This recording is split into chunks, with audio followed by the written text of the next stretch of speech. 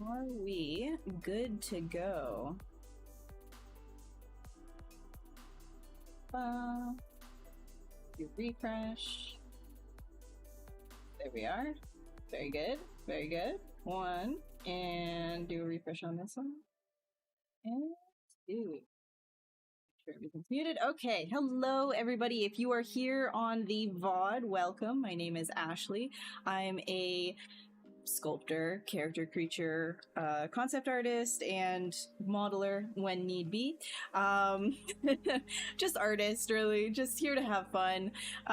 So on this channel, on this stream, what I usually do during these sessions is take a spear, and then during a 4-hour long stint, I will just kind of mash it around into a whole bunch of fun little shapes and kind of go from there. Sort of like the same thing as you would do in cloud watching, or here we go. Wait.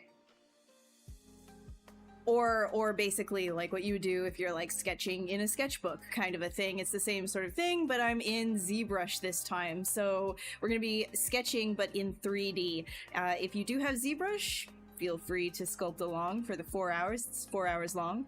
It's a long stream. We just kind of do a lot of talking and casual sculpting. It's no speed sculpting here. We're all just having fun. And this is not meant for something in particular either. We're not doing this for a game. We're not doing this for a film or 3D printing or anything of that nature. Of course, if you liked the design that you did by sketching, you could always just refine it and clean it up and then, you know, use it in whatever it is that you want to do. But we're not thinking about T-pose or the technical constraints that come with any of these other workflows. We're just simply sketchbook sketching, right? So if you're cool with that, come hang out and yeah, just ask questions as we're going. If you're on the VOD, you can always follow on any of the socials right here, and you can ask in DM, and when I'm available I can give you an answer where I can. Otherwise, yeah, we're gonna start sculpting some stuff. Hey Akin, how are you? Hi Diamond. Hi Maddie. Hi Flob. How are you guys? Hello Ilyas. What's the meaning of A cubed? It's my initials are AAA. I just figured that's suitable because I do a lot of 3D anyways, right? It ends up being like a popular thing too though, so it's like you look up A cubed on a lot of socials, you have other people doing like, I'm A cubed art. No, I'm A cubed art. And so I'm like, well, whatever. It doesn't matter to me.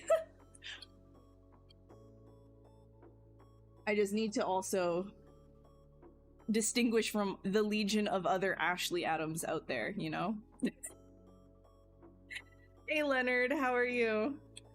A very like common name, right? So in order to make sure that I have at least something that people can look up that is different a little bit, it helps. I'm doing okay. I'm doing all right. I'm gonna try and figure out what we want to do here. Probably another... Sorry, I gotta... Oh, my iPad's in the way. One sec. Had my, So I have a modular desk, so I have to always, like, set up right before stream and pull my Cintiq back into place, because sometimes I'll be like doing like modeling or something and I'll have my Cintiq off to the side because I can move it around, so which is very nice. Okay, all right. Let's start making some shapes so you can just kind of have some fun with different sort of lasso things. We can see what this is going to end up looking like if we pull it forward and up and out. We're just gonna grab like random shapes too, keep zoomed out, and see what all of this turns into and what we can do with it.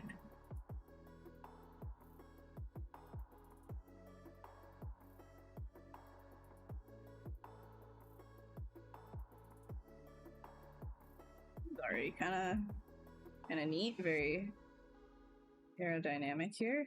We grab this.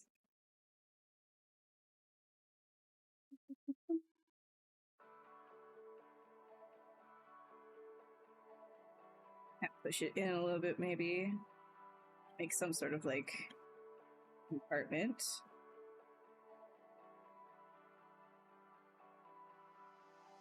Hey, Babu.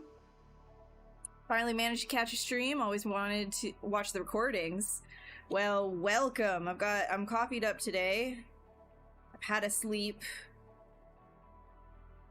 Got my allergy medicine in me, so we're good to go. So hopefully it's a decent time. Welcome. Welcome. What's up, Mario? How's it going? Texas. Is it hot there? Is it hot? Are you scorching? It's not so bad here. It's livable. It's sleepable.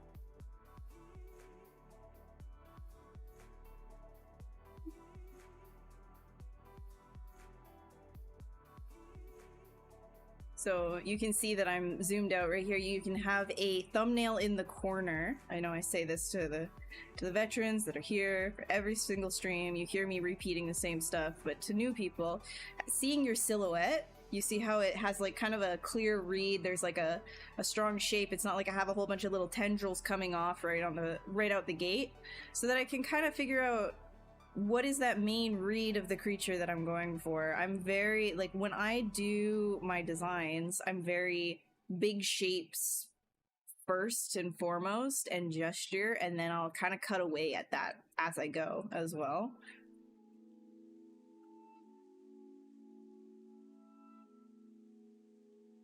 So staying far away from what you're doing when you're working this low poly as well helps with that sketching process. Sorry, I gotta get rid of that right there. And then we can maybe pull this guy. We can push it out a little bit. Have something interesting going on here in terms of maybe a weird looking pincer jaw type thing, right? Oh. Probably keep in line with that, like, sort of aerodynamicness, though. Don't want it to conflict with what it is that we're going in. This is okay, by the way. Yes, it's very low poly, but when we Dynamesh, all of this becomes workable as well. So it's totally fine. You can even, if you want, like, just give it a little bit of a, a brushing, like a smoothing out, just to help it. But all of this, it's gonna turn into sort of like skin. Like, you'll see, if I were to hit Dynamesh right now, you see how all of this now is workable, right? And that actually turns into a neat kind of skin detailing that's almost like, it feels like it's skin being pulled. You can see that? And then I kind of sketch on top of that, or you can even give it a little bit of a smooth right here, like this. And it feels like there's a good base there to kind of sculpt on top of for sketching. There's a couple of other really nice features for smooth functions as well that you might like to play with, in terms of, like, do we have smooth peaks here? Wait, where's our smooth? Smooth. No, oh yeah, we have smooth peaks right here. Okay. So smooth peaks is a different kind of smoothing brush, which actually allows you to smooth out a surface, but taking the most prominent parts, the peaks, right? Anything that's like jutting out, and it kind of levels that off a little bit more, but leaves everything else at a base level. So it'll just focus on like the outliers, basically. So if you come over top of this, you can see you're getting all of these holes still, which is kind of a neat little effect as well. So you get all these little striations that happen, but you're smoothing out all of these extra bits that are pushing out a little bit too far. So there's different things that you can do there with the different smooth brushes as well. If you look at smooth valleys, that's kind of the opposite, where you're doing the inside, right? And then you smooth like that. But for right now, I'm just using regular smooth anyways. The smooth peaks is actually really good in conjunction with layering alphas, somebody who's really good at that sort of a workflow, sorry, with the Smooth Peaks brush is I keep spamming him every single stream. You guys should definitely check out Pablo Munoz Gomez. He is fantastic. It was ZBrush guides for a while. I think he did a redo on his website, or if it's a different website, I'm not sure, but he also streams here as well, and he does a lot of workflow of the Smooth Peaks, Smooth Valleys type thing, to help you get different effects. Anyways, I'm gonna go back to the low res here because I'm not done just kind of working with my overall shapes. Hey, Duman, how are you? Welcome. Oh, I appreciate that. I'm glad you guys like it. I have fun on these ones, and it's every like 2 weeks, so it's not like too much either. I feel like you guys saw me every day, you'd probably get sick of me. You'd be like, okay, it's good for you. All right. Apologies ahead of time if I start getting sniffly. I've been having allergies today, so if I get like sneezy and stuff, I'll do my best to shield you from the horrors.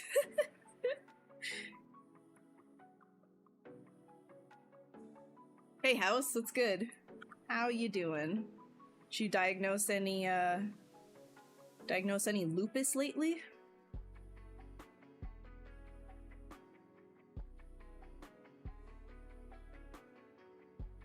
I can probably do this.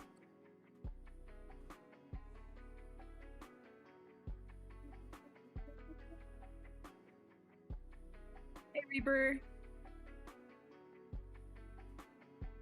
How'd you learn to model? What was your path like? For some of us, what you do seems light years away in terms of skill, and it can be frustrating.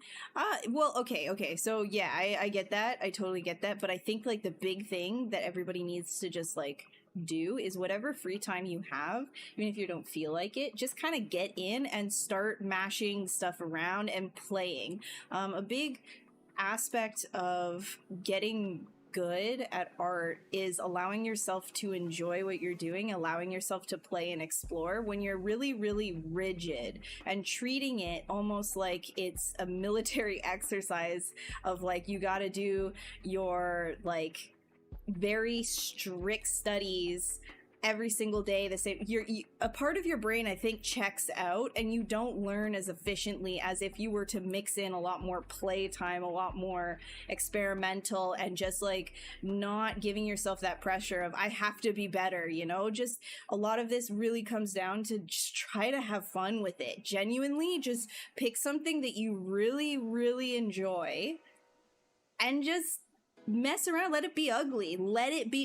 That's the big thing, is just let things be ugly. So much of art is ugly until it's not. It's okay. You just need to have fun with it. If you're expressing yourself and letting yourself get out there, you're going to improve naturally, because then you're engaged in what you're doing.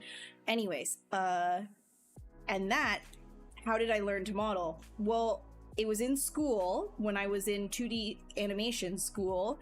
But I saw my current partner, he was playing around on the side because he likes game design and things like that. He wanted to get into game dev, and he was doing a 3D course. And so I was like, okay, what's that program that you're using? He was using ZBrush at the time. And so then I just started playing with it. I just started doing messy things with ZBrush. I had no idea what I was doing. I wasn't taking a course for ZBrush, but I just started messing around with it. Before that, I had like one class in high school where I played with 3ds Max, but besides that, I didn't have 3D knowledge. So it was just about getting in, playing with it, and going from there, right? Okay, let's get this.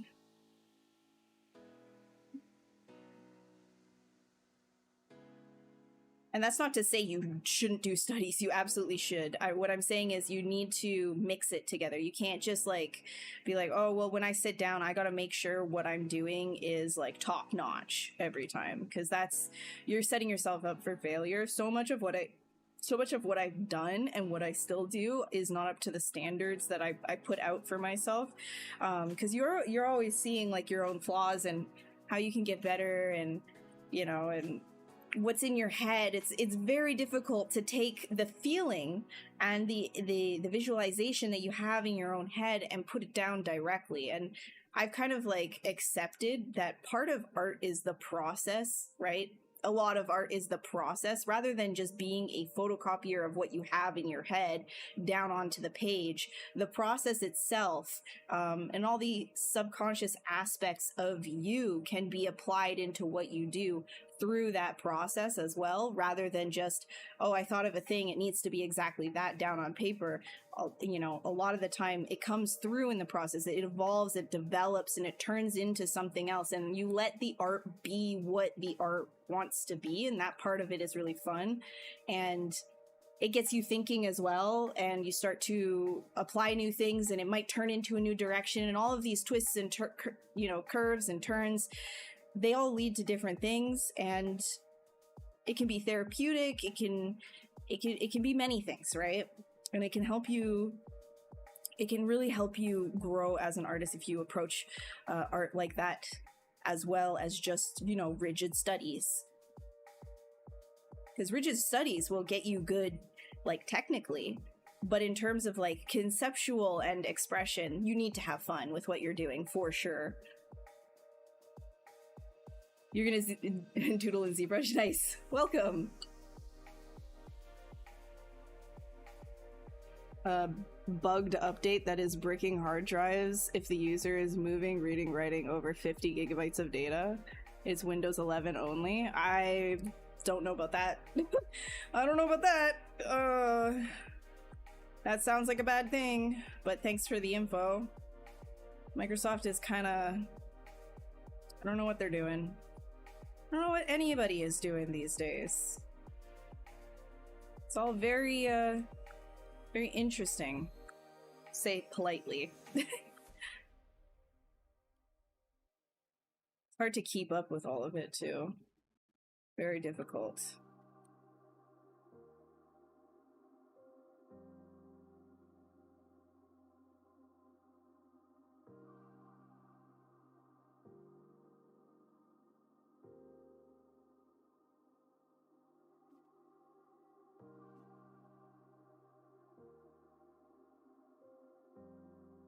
I'm more than happy to share my path.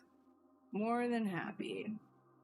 I think some people don't like hearing that, you know, but because it does to a lot of people sound very like artsy fartsy, and the, you know, the reality is that some people get into this profession thinking it's, you know, going to be exactly the same as any other 9 to 5, and to some degree some positions in this field can feel like that, but creativity like is definitely... It's definitely a different approach to work in general, than just like photocopy, right? But you're definitely going to feel that more with your own personal work than you will with really anything in the industry, anything that you're going to be doing for work, unless you're a very specific type of commissioned artist or something like that. But most of the time, it will feel a little bit photocopy-like, but when you're doing artwork for yourself, that's when you can really grow that creativity, which is kind of like, it's a little counterintuitive, like if you think about it, because you're like, okay, well, if I'm trying to be better and get hired in this field, right, as a 3D artist, as a concept artist, as whatever artist, then wouldn't I want to just completely structure exactly how I work for exactly how I would be in that position? And yes and no, because again, how you need to grow your own creativity will have nothing to do with how you're approaching work in the field. Does that make sense? Like when you're working on your own projects, that's when you can really explore and expand. When you're working in studio, 9 times out of 10, even when it's conceptual, you're put in a very tight box, and even if you explore really fun things within that box, there's people up top who are gonna just say, we want this to look like this other thing because it made a lot of money or whatever the heck, right? And depending on how big the production is and how much freedom you have, we'll make that box smaller and smaller for you. So to really allow your creativity to blossom, you got to be doing your own stuff as well. So it's a little bit like frustrating, and I understand that, but it's, you know, gotta love what you do. Lately, no, nothing really lately that's been released. It's all kind of just, yeah, it's all just kind of been forgotten. I don't really know. I honestly, like, sometimes, like, productions, like, they'll hire you on, you'll do a whole bunch of work, and then you just don't hear anything for years about it. Like, years ago, I was working on a Magic the Gathering thing, and I have no idea where it went. I have no idea what happened to that project. I did quite a few sculpts for that, and I don't know where it went. There's a couple of other things too, like for advertisements and whatnot. I don't know where it went, or if it even got aired at all, right? That can happen too.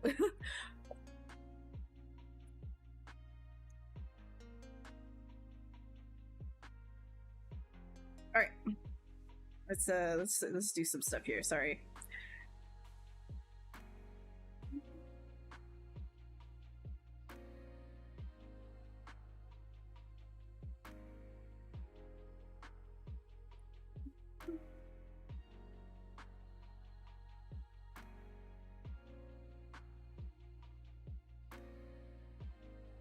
Ooh, what if we make this guy like super long neck and weird?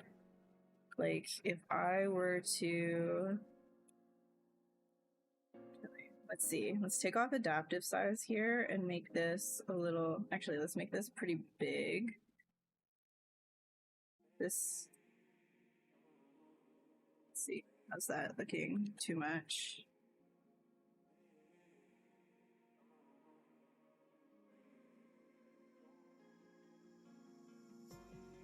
Let's do,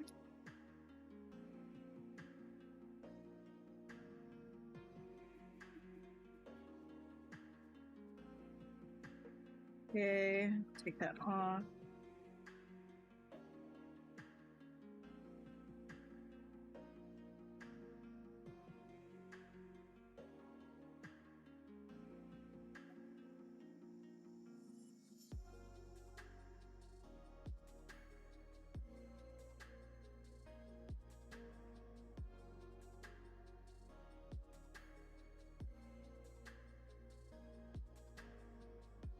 Some crinkly winklies.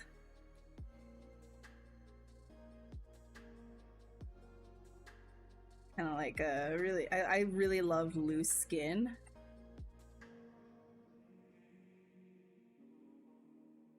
Soon enough, I'll be in the category where I can just reference my own face. Wrinkles. Soon enough.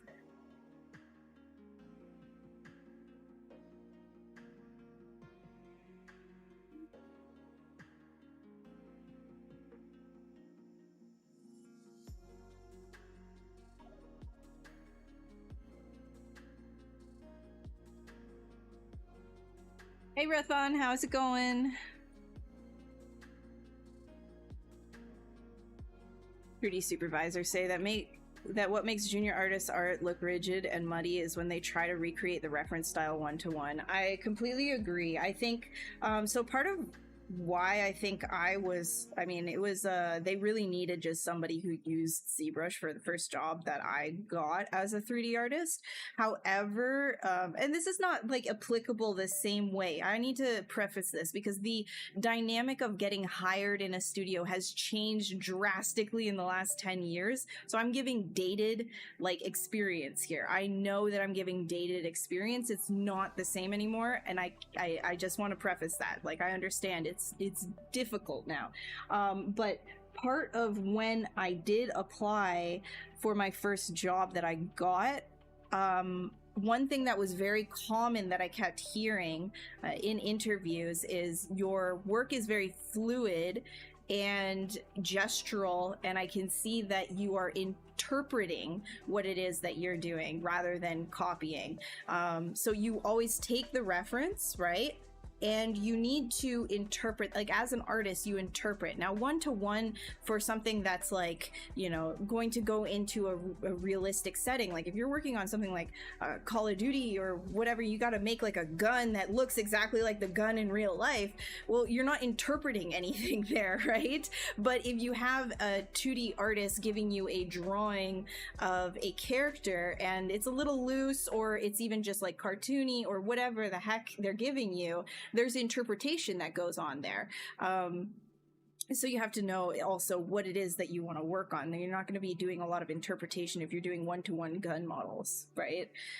So there's a little bit of a there's some nuance there.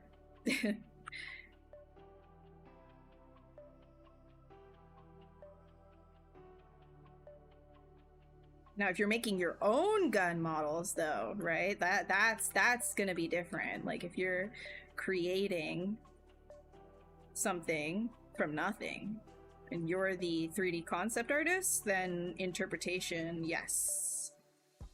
Yes, yes, yes.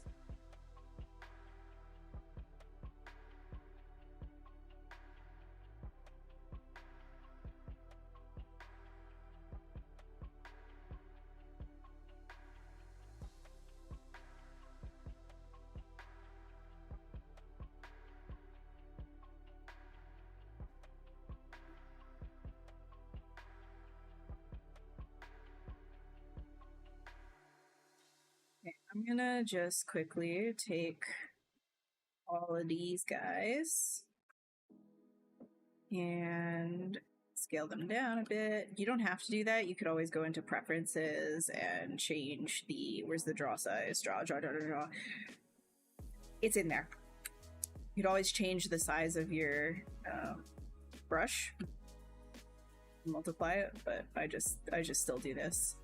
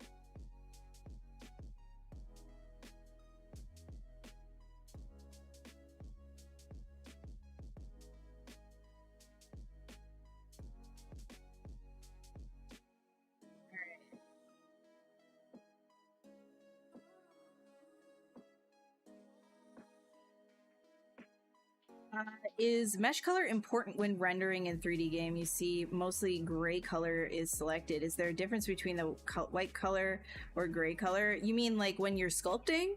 So if you're sculpting, it's basically gray helps in the sense of being able to see where your light is hitting. So when you're sculpting, you're mostly focused on form. So as I'm rotating here, you can see the specular, which is the highlight, moving around on the parts that are closest to the camera that are kind of catching the basic light inside of ZBrush. If I were to change the type of material to something like, let's say, a matte cap white, it becomes a little bit difficult to distinguish the forms within here, and that can kind of skew your sculpting results in general. Obviously, with a trained eye, you can use whatever the heck you want, but when you're starting, I actually think it's beneficial to use something where you can quite literally see the crevices, like the darkest areas are occluded, meaning you're getting the shadows, you're getting the blacks, you're getting the grays in here, so you can actually view the form a little bit better, and the highlights are giving you those sort of like soft highlights. You don't want something like super intense all the time, because if something is like a super intense spec, like it's a tight spec like this, sometimes you lose again the form that's giving you those softer, rounder shapes. It can be a little bit harder to judge when you're first starting out anyways. So doing some kind of like a basic material, or as I had, like just like the matte cap gray works fine. In ZBrush here, another one that's really nice is the monster clay one. If you want to give your eyes a little bit of a break, I like this too. It's quite nice. Just because then you're focused on those big forms, nothing with like the tiny details. When you start doing something a little bit more in line with getting in alphas, then you want maybe a slightly stronger specular, so that's where you can maybe switch between and see how it's looking with something a little bit more shiny like the basic material 2. So even just like switching between matte cap gray and basic material 2, you can get a very good judgment of your forms and things inside of ZBrush, if that's what you mean. But if it comes to rendering and presenting something in your portfolio, again, color, if it comes to presenting something without the materials in your portfolio, you again want to be able to show that form off. You don't want to occlude things, especially since, like, you know, an art director or anybody who's looking, who knows art, who knows the 3D aspect, is going to be looking at your portfolio. They'll know when you're trying to hide something, right? They want to see that you're pretty confident in your abilities. So do something where the specs and the occlusion are confident.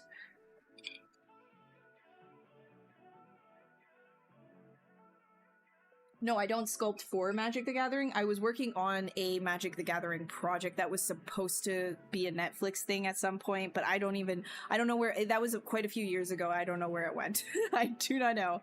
Not sure. Or even if that, like, my sculpts for it even exist anymore. It might just have like blown away in the wind, you know? I don't know. That's the thing about being freelance, is you'll get brought on to a project in a studio. You'll know everybody, working great with them, everything's great, and then your contract ends, and then you just don't hear about it. You just don't hear about what happens until sometimes years later.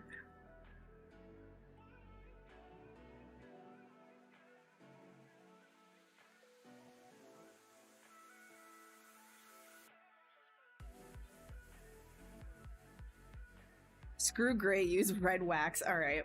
You know what? If you want to, feel free. There's lots of people who still use red wax. I'm not gonna fight that. If that's what your heart is telling you to do, then you do that. I'm just saying that red wax is one of those that's not ideal, especially when you're first starting, because of how it defines the form and things. It's not super ideal, but if this is, you know, your comfort material, go for it. Go for it. The reason why I say it's not ideal is you can see in the crevices here, it's actually giving a highlight to some degree, and that can, again, obscure your results. It can give you a different idea of what it is that you're sculpting. But if that's what you want, then you go for it. You know, there's still people who do that. It's fine, and a lot of them are actually quite good at what they do. You love red wax? Then there you go. There you go. There you go. You're allowed to love what you love. I hate it, though. I hate what you like. I hate it. That thing you like, it's disgusting.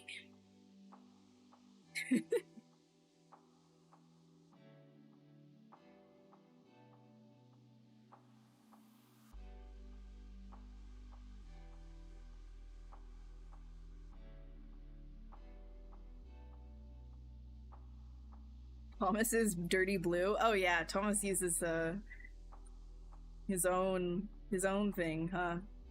Forgot about that. All right, let's get something in here. Start playing with this a little bit more. I've been yapping, just being a yapper. Yappity yap.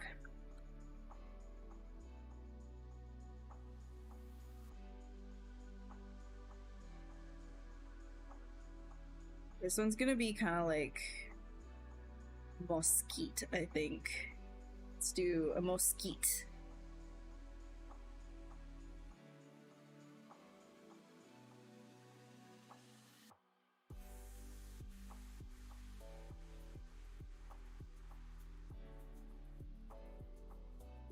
Lit this off.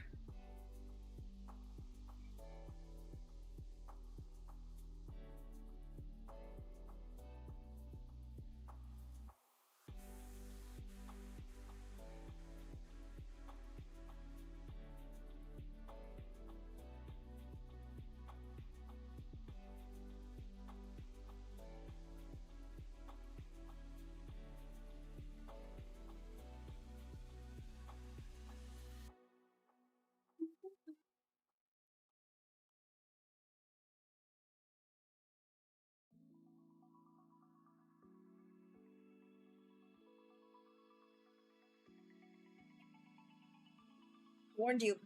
Sneezing will happen.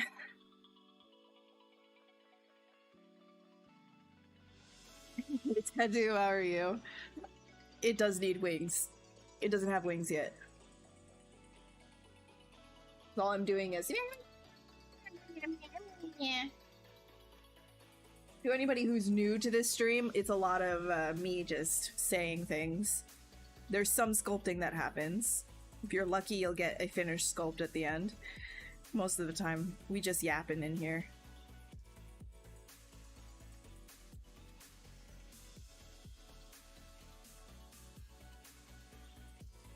Man.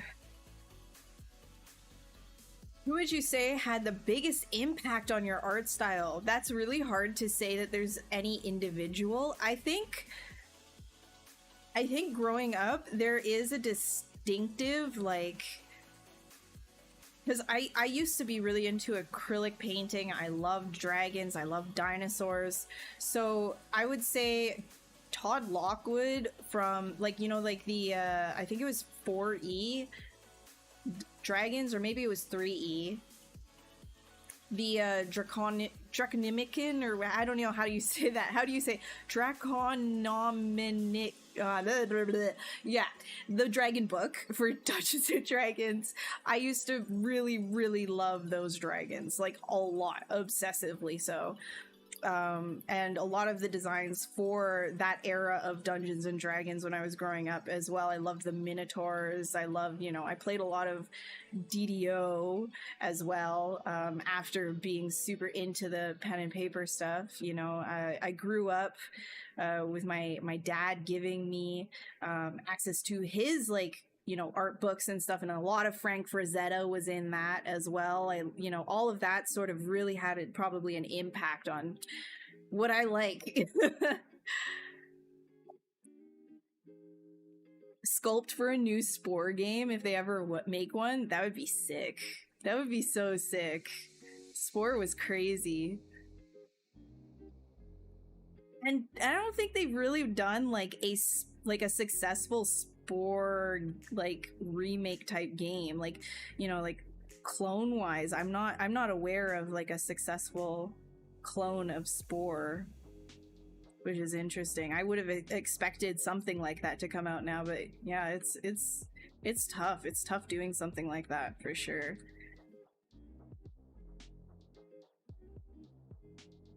Art podcast with visuals. Yeah, I guess. Yeah, great. I'm a podcaster. Dang it. My worst nightmare. I'm a podcast bro. Yeah. Oh.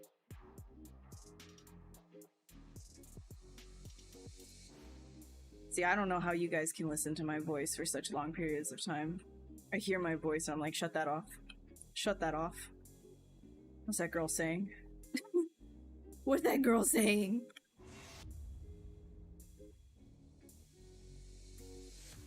Let's see, what do I want to do here? What's the name of the mic? This is a... Oh my gosh. From the top of my head. Audio Technica 2020. ATX 2020, I think? Yeah, I'm pretty sure that's the... I'm pretty sure it's an ATX 2020.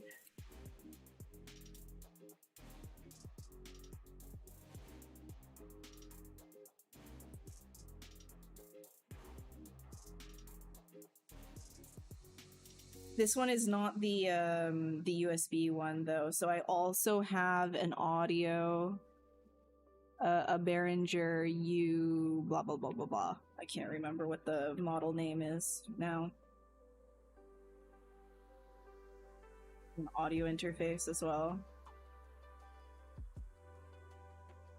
But then also in the same breath, I'm also running the NVIDIA voice thing because I've got my AC on, I've got a filter on.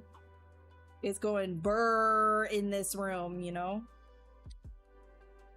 Do I use a lot of alphas for scales, etc., or do you prefer manually? If you do use alphas, do you know any free alpha library that you can use or recommend? So, I don't know of a good free alpha library. A lot of the things that I do, I will, I'll definitely be doing myself. I'll kind of create something, but ZBrush does have, so the chisel brushes here, these are VDMs, right? So it's not an alpha as so much as saying it's a 3D captured version of what an alpha is, so you can actually get overhangs and things like that. They're vector displacement meshes, so it's actually holding the entire mesh inside of this brush as information, and then it's projecting that down onto your creature or whatever it is that you're pulling it out of. So there are a couple in here that give you creature and then organic as well. If I were to click on this, there's a lot of options in here that actually allow you to start with some scales and things like that if you wanted to start playing around with that. And let's up-res something so you can see what I'm talking about. Let me just give this a few hits of this. Let me go one more. So you can actually pull out scales and you can see this is different than an alpha because you're getting a little bit more of that 3D effect. You're getting an overhang here. Now this one's not maybe the best because it's kind of digging in.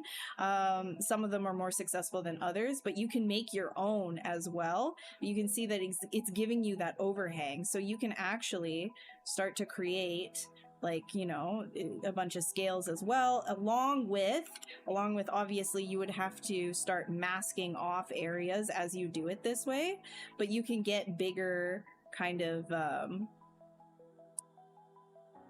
overhangs and more successful kind of scaling effects. You can invert your masks and kind of bring the other scales that you just dragged out over top. And the thing is with creating scales as well on a creature, kind of the same, or a dinosaur or anything, a lot of it is manual. You could always just do an overall scale placement, and from a distance that might be okay, but you'll recognize that on any kind of lizard or dinosaurs that have been recreated, etc., they have a sort of flow.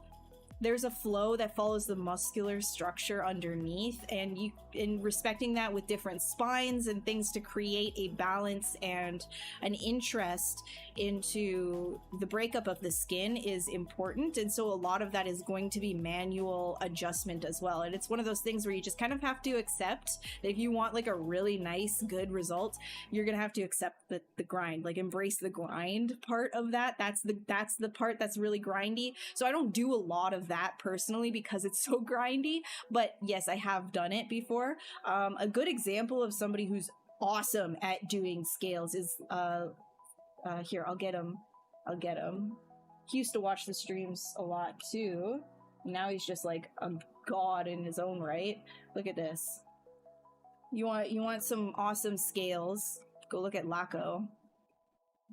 Laurent, awesome, fantastic. He's fantastic at laying down scales and things like that, just really, really quick too.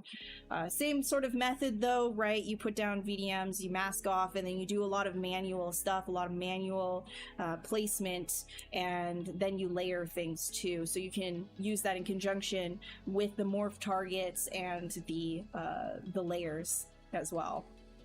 So there's lots of this in the defaults. Even chisel creature here, you've got a couple of them, right? whoops, sorry. So you can pull out like a bunch of these and have them overlap and things, right? Very quick. And the cool thing, like I said, about these types of brushes is you can make these yourself. You can make this stuff. There is in the light box, right here, we go to project and then miscellaneous right here. So these are brush templates. And if you click on one of these, it's going to completely erase like everything that you've done. So save whatever it is that you're doing because it's a project that you're opening. So it's going to close all of your subtools and replace it with this. And it will come as just like a square, plane, and a bunch of different, subdivisions on it. And basically you just want to sculpt something within that square without touching the edges, and just mask off the edges, and then you sculpt in the center, and then you can save it, save whatever brush that you have, from mesh, append mesh to brush. So whatever you have, yeah, don't run out of memory, but you can take whatever mesh that you have done and then you can apply it as a VDM to a chisel brush. So there are tutorials on this as well. I'm not going to go through the whole process, but there's like lots of different things that you can do. I made recently one for the guts that I'm doing. I think, I don't know if it's actually still saved in here or if it's like a different, I don't think I saved it within here. I save out different brushes all the time. Let's see, maybe I can, let me see if I can find it really quick, even just for hair and things as well. Yeah, I got this one right here. And so I just have like different like animal fur and things. So, you know, just, this needs a lot more resolution though to be successful. So you can get like some flowing hair. So I'm doing a like, you know, the Beast of Darkness for Guts, and I kind of created like his own like hair VDM, and then on top of that obviously I can pull and push things as well, right? And I've got a bunch of them, and then you've got like the default one that comes with ZBrush, but then, you know, you create your own and everything on top of that, and you can have an entire variable library of different things, right? Okay, let's go back.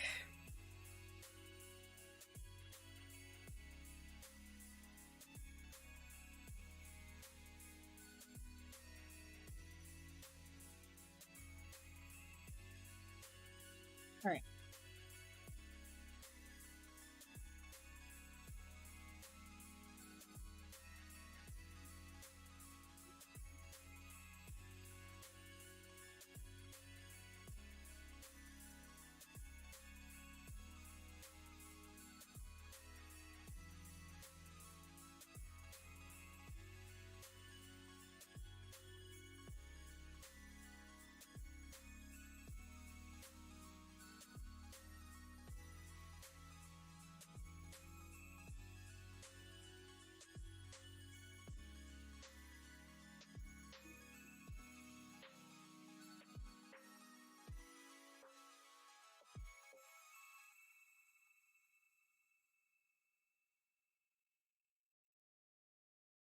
Yeah, VDMs are very good for scale placement. If you're looking for something that's just more sketchy, which is what you'll usually see me doing on this stream, is the /2 brush. If you go into the light box and then you go to brushes, you go to slash right here, /2. Oh, you can't see it because my stupid face. Let me just, so /2 is right there, right here. Let me put my face back. Yes, and then that acts like just like a ledge in general. So if I to just, you can do a bunch of like really quick things with /2.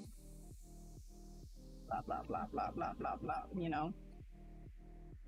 So that's a fun, sketchy one to use as well, and I spam that here on the stream as well. Yes, yes, yes.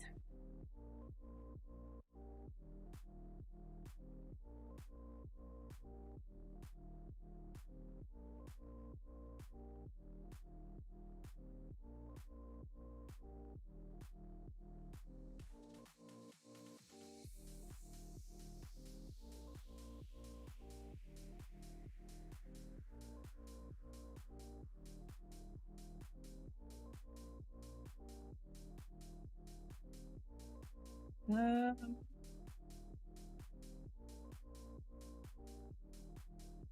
think maybe I want to see, wait, let's see if I can find the alpha. One sec, give me a second here. I'm going to see if I have it still. I do. Let's see, resources.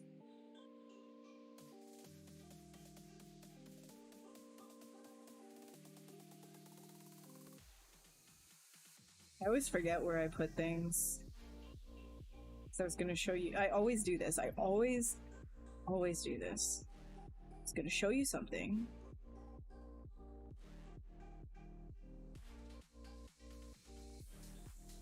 Here with me.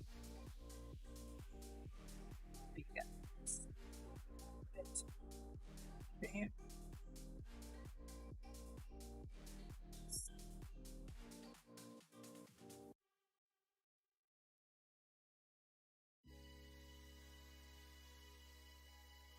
Here.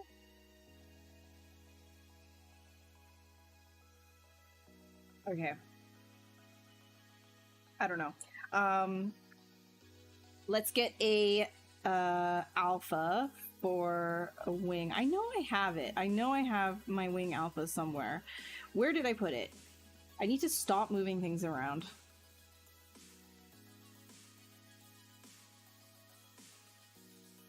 Okay. Okay, I can use this. I can use this. Maybe it's not like the cleanest, but I can use this. Whatever, I can use this. Might not be the cleanest one. Let me just quickly save. Save.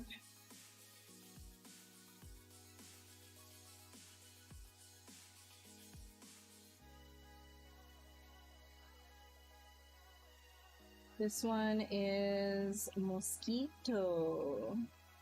Mosquito. There we go. And Alpha, we have loaded a wing really quick. I'm going to invert that like so.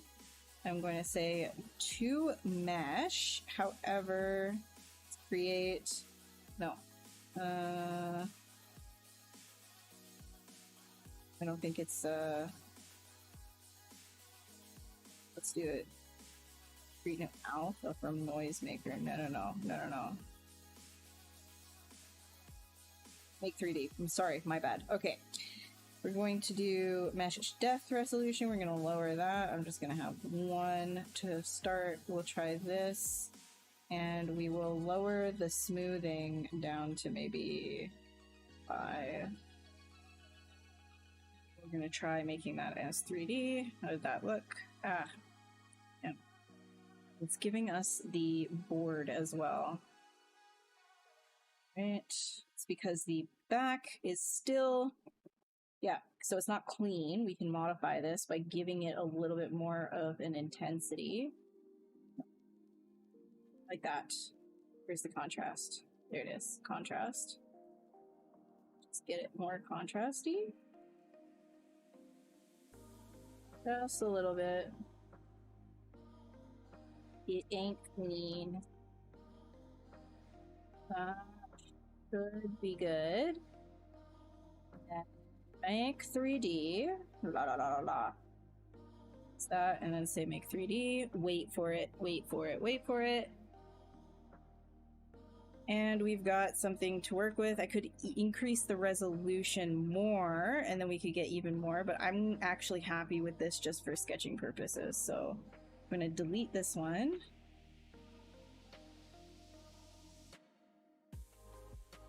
And here, I'm gonna zoom out. I'm going to pen this guy right like that. This is actually, I think,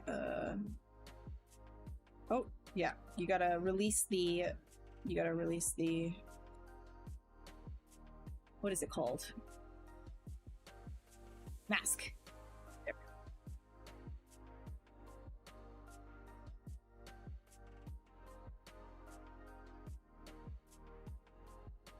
Then we can do something a little bit fun with these.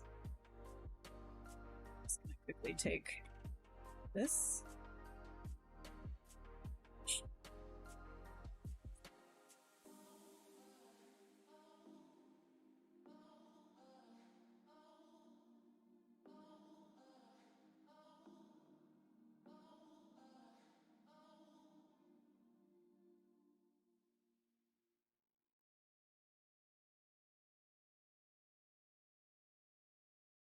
Hey June, how's it going?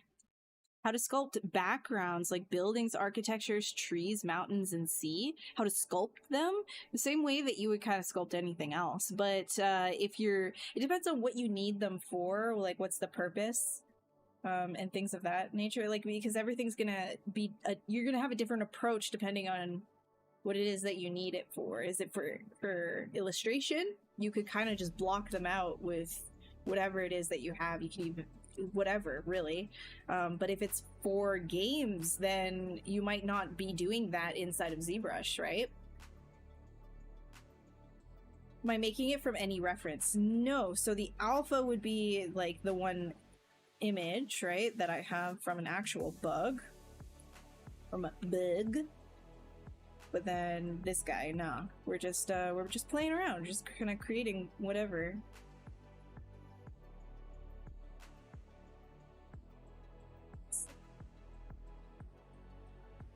Mm-hmm.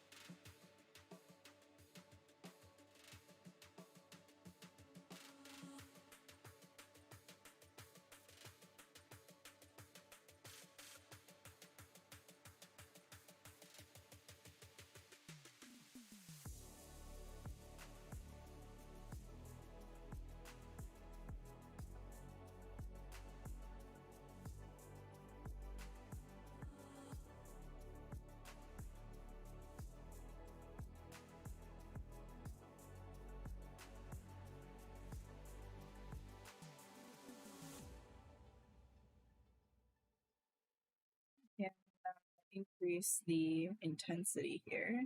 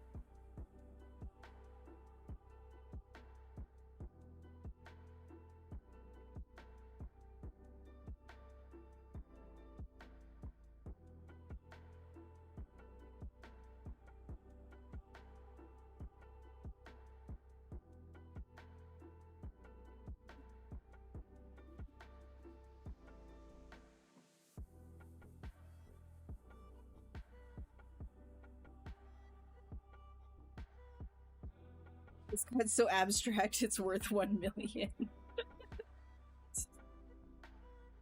Oh, man.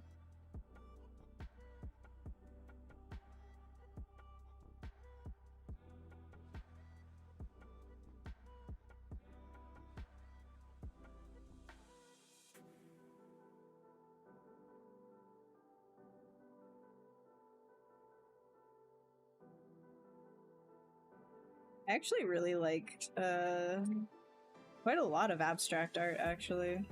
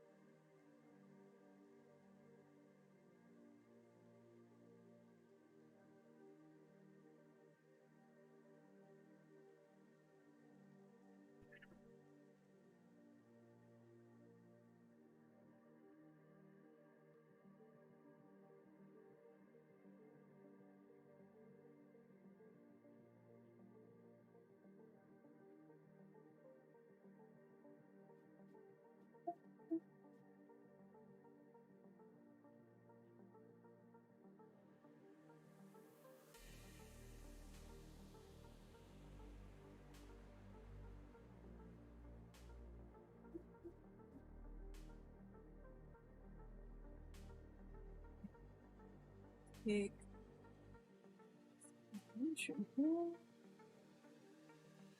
this is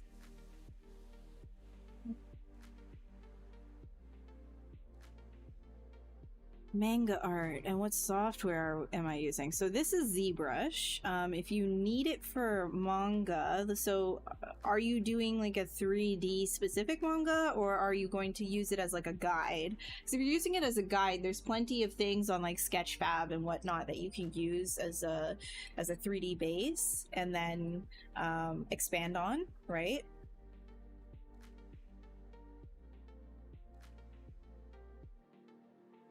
ZBrush is fantastic. However, it's used in conjunction with other programs. It's not usually used on its own for an entire workflow. It's very good for sculpting, though. Very, very good for sculpting.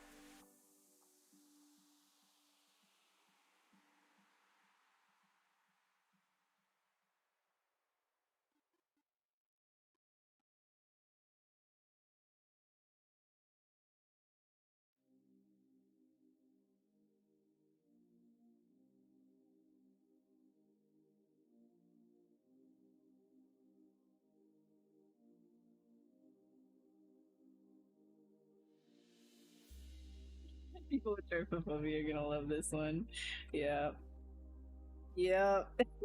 Do you remember that? I don't know if you were. No. You. I don't think you were there.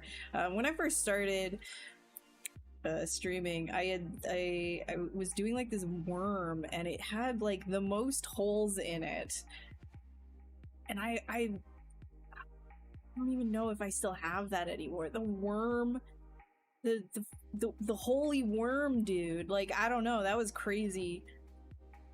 Maybe I should come back to it and finish it at some point. It's definitely a weird one. I was like trying to do like horror bugs, and I never think I ever finished that. It's on my own personal stream.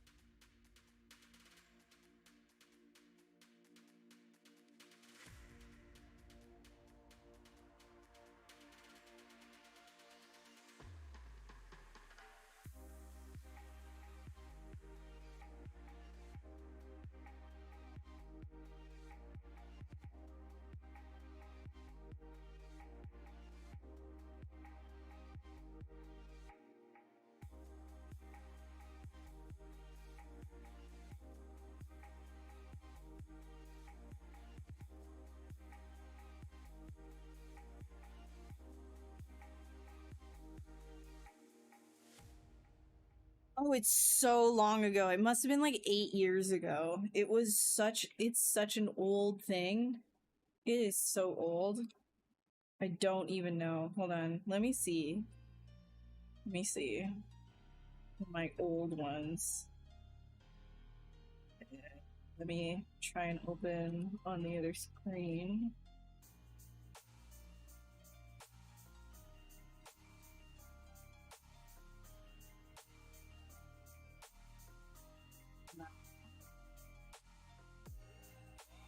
There's some kind of a bug.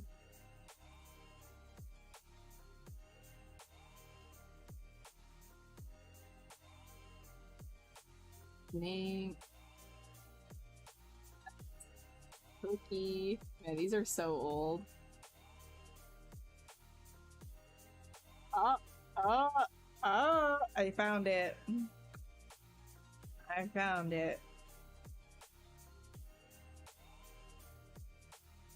Okay, I did save this though, right? Hold on. Let me just save one more time just in case, because it is very, very unoptimized. Very old one. Where is it? Trypophobia warning incoming. Yes, the worm. Yes. Holes.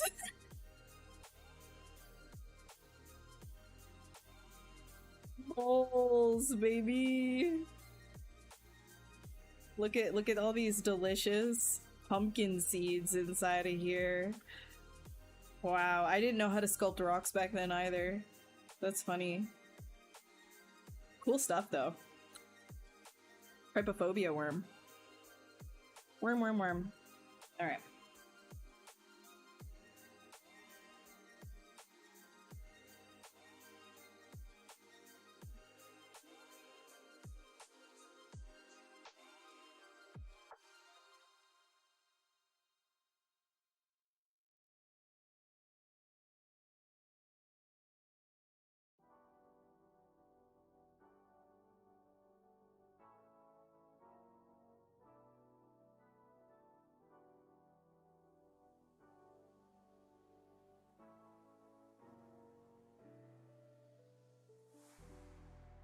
Let me try this one more time. That.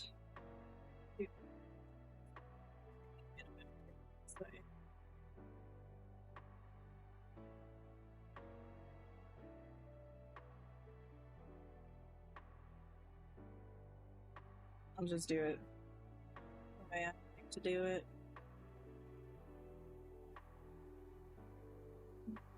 Oh, snake hook.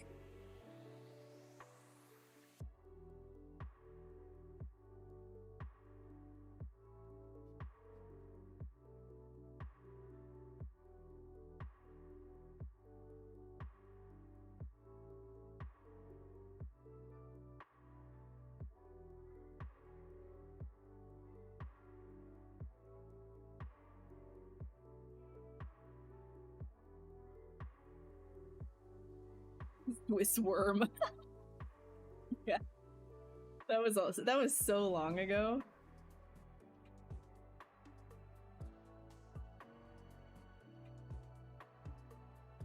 $1 hour sketch equals $1 million. Damn, that would be crazy, wouldn't it?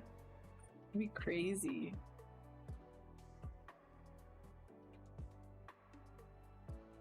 Millionaire. Face masking on. How's Monty doing? He's doing good. Do I know how to sculpt rocks now, though? I don't know. I don't know. Maybe I just didn't learn anything throughout those, in like all of those years. I just learned nothing. I don't know. Do we ever really learn how to sculpt rocks? Does that ever change? Does a rock artist know how to sculpt rocks? I don't know. I don't know, man. You've never tried to sculpt a rock, though? You should. It's, surprisingly difficult.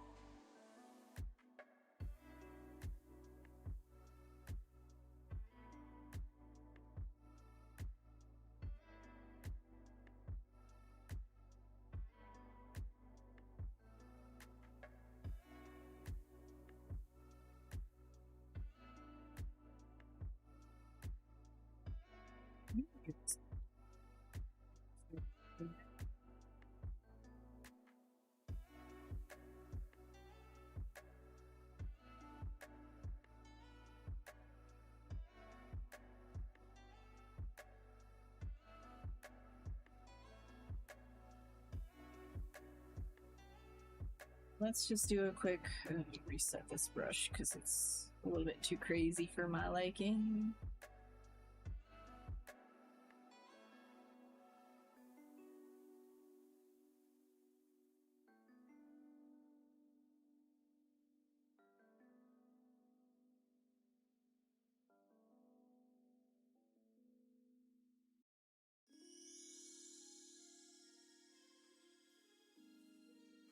The Berserk ones?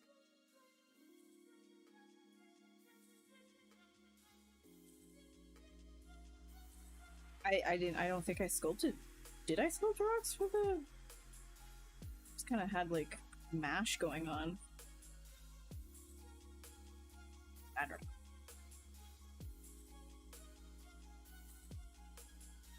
I haven't touched that for a little while.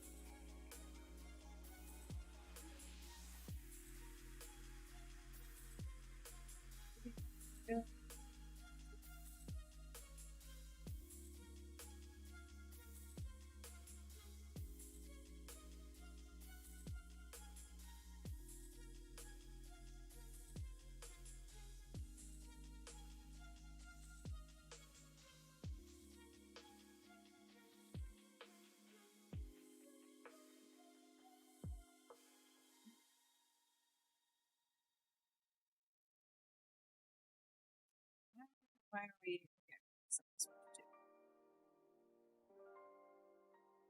Anything is ever giving you a problem. You're like, why is the alpha super weird? Oh, that's probably because I had the alpha up here, but if ever you're confused by something a brush is doing, just go ahead and reset it, which you can do in the brush palette right here at the bottom.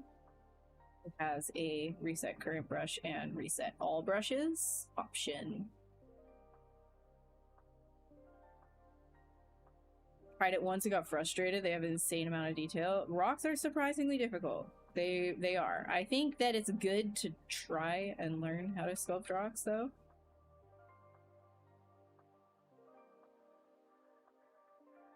Even if you're like a character artist, sometimes as a character artist, you also have to sculpt rocks.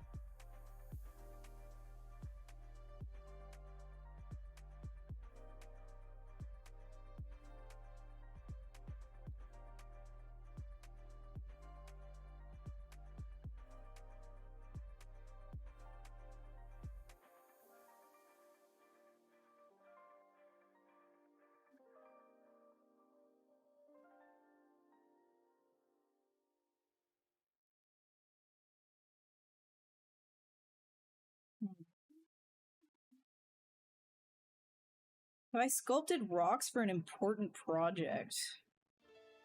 Important? Probably not. But during production. Can't recall right now, yeah, but I've sculpted rock golems before. Like think maybe a rock shield for a character, you know, things that have that rock texture.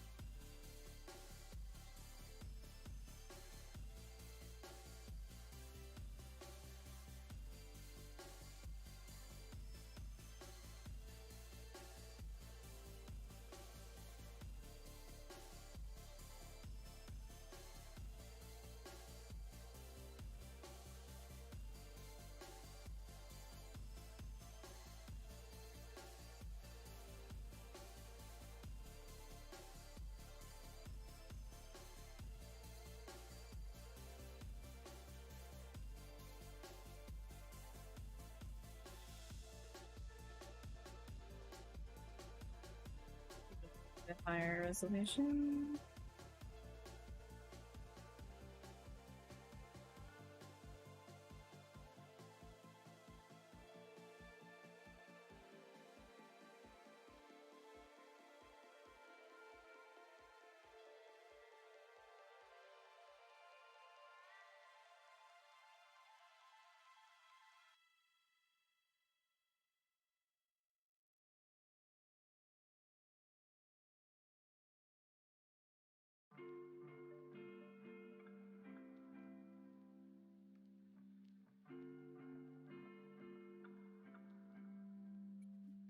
Tiny sticks.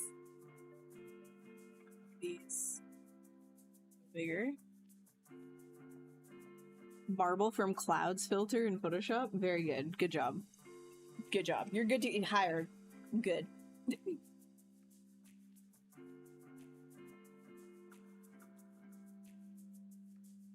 Yeah, the thing from Fantastic Four, actually,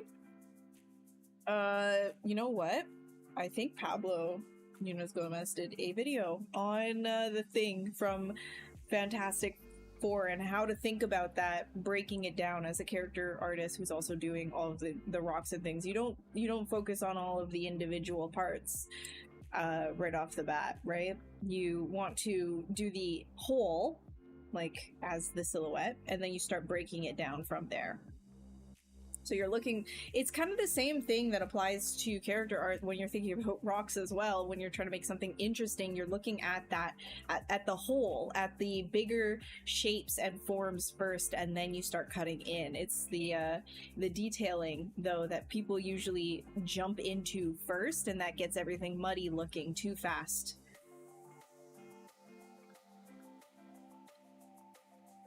Yeah, I haven't watched it myself, but I just remembered that he had that. He had that.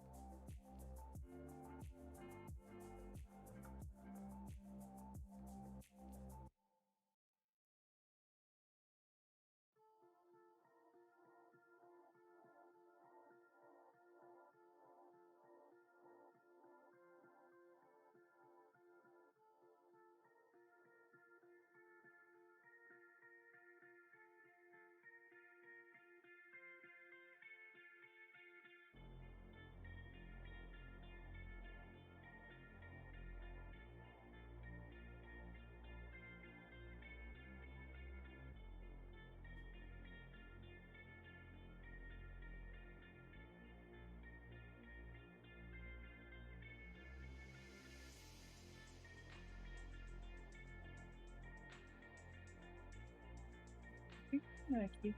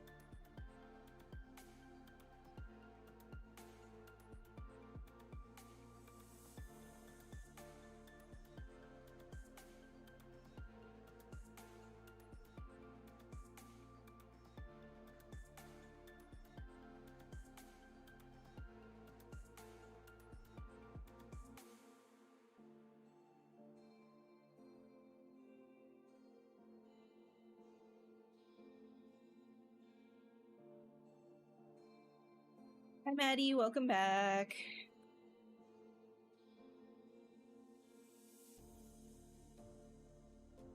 Paris. Welcome.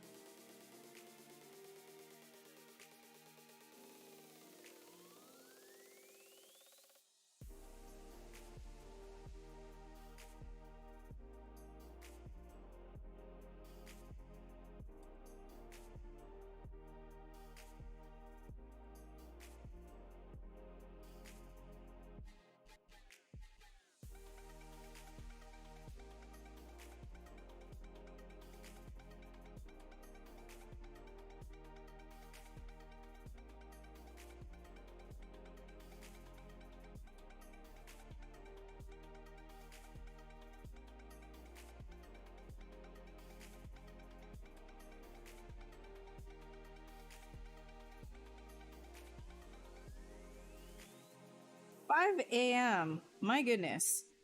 At 12 p.m. Well, you should probably get some sleep, right? Like, you don't want to do an interview with like no sleep.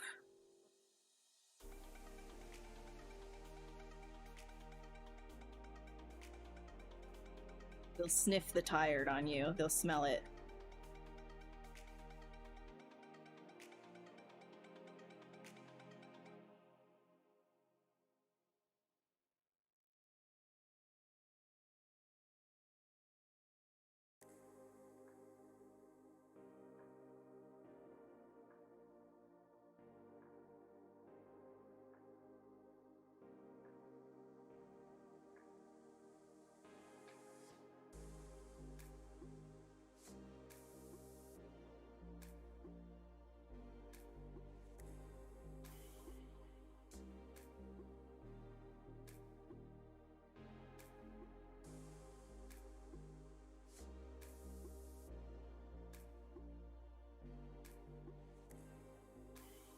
I'm not doing like as much insect as I'm doing like an actual bone structure here. Like it's mosquito, right? But it's dragon. Dragon.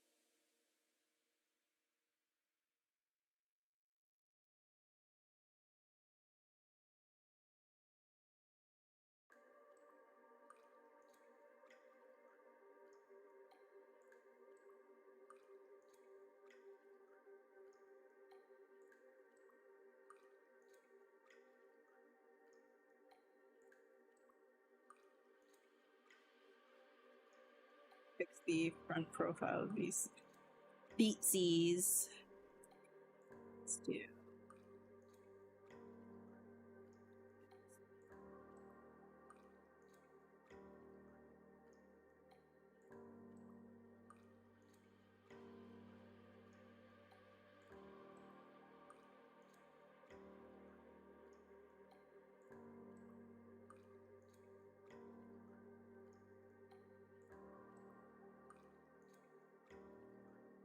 Mosquito dragon.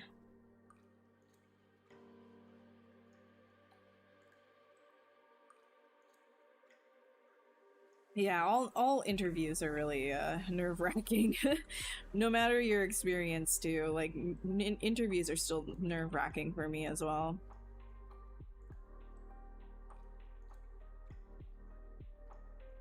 It's just sort of like the setting of like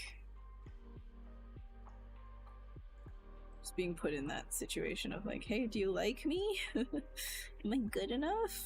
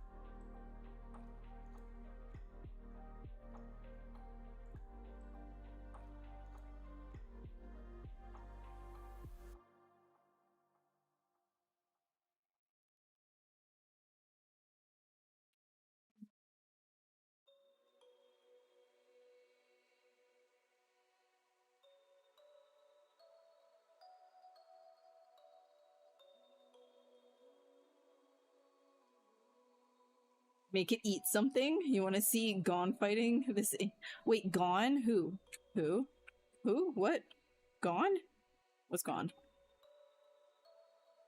Is he gone?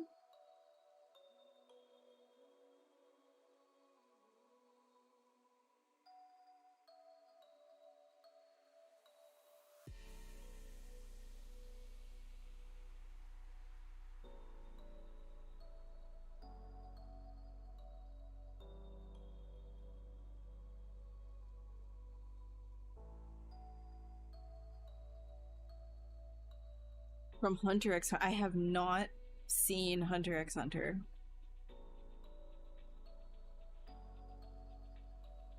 Or is it Hunter x Hunter? I don't know.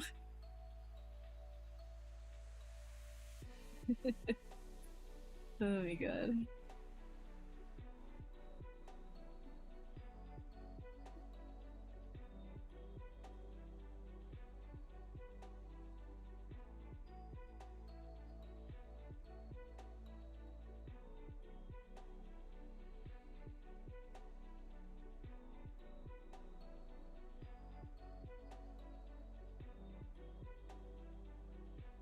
Fortunately, I have to give it some musculature. I can't make it too skinny here, otherwise this is not gonna make any sense.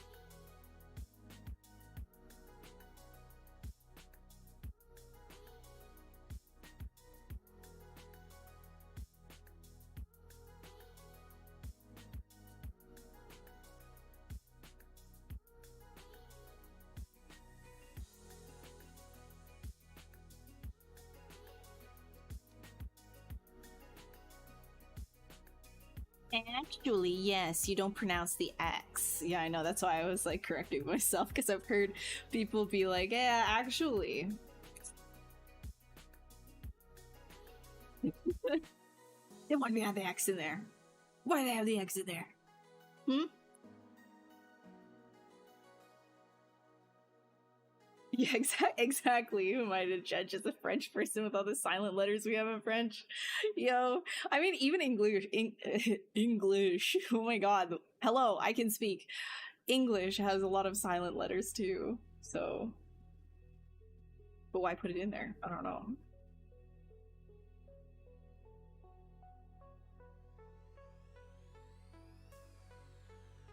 Yeah, sometimes I put a whole bunch of. Sometimes I get them colored and things like that, but a lot of the time I just leave them as quick sketches. But if I do go a little bit further, it'll look like what are some of the examples that I have of some of that?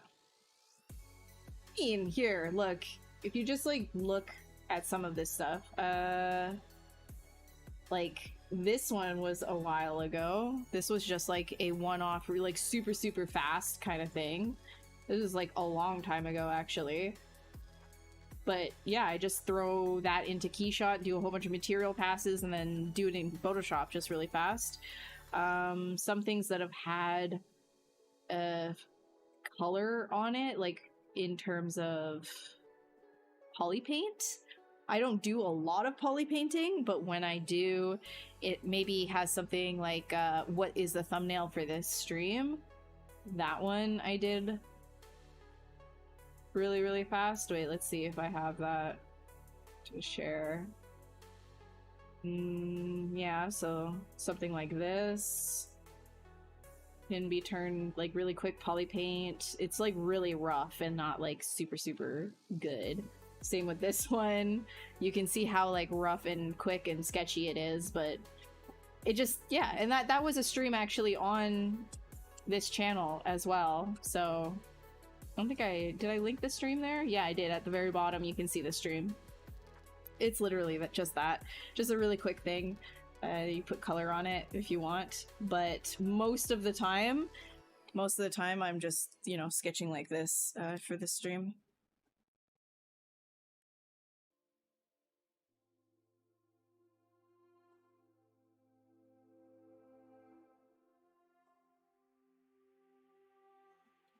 Maybe I can put some color on this guy. We'll see.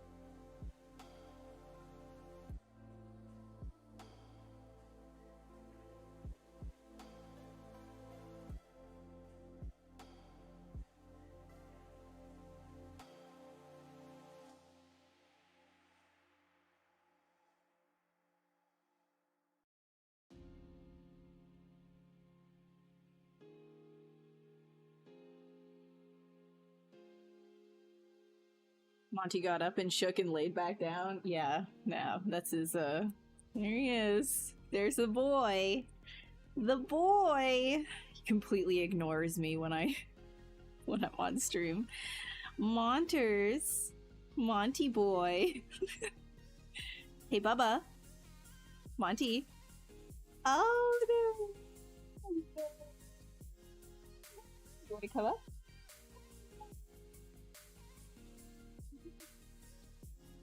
He's doing good. He's doing good. You went outside and it's 40 degrees Celsius? Celsius?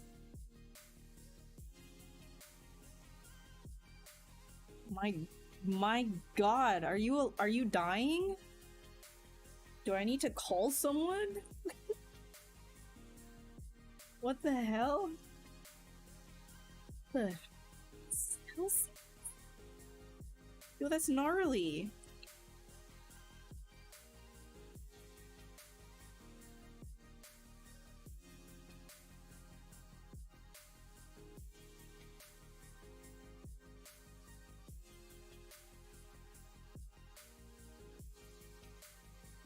Don't go outside anymore. Outside is off limits now. You are now inside only. It is an inside only life for you, Leonard. Sorry. No more outside.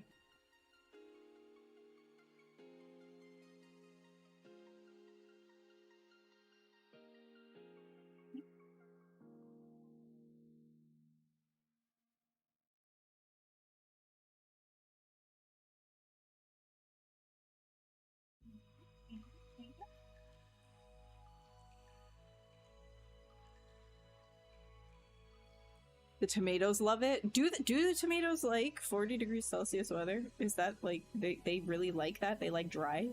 I don't know. I don't grow anything really, so I wouldn't know.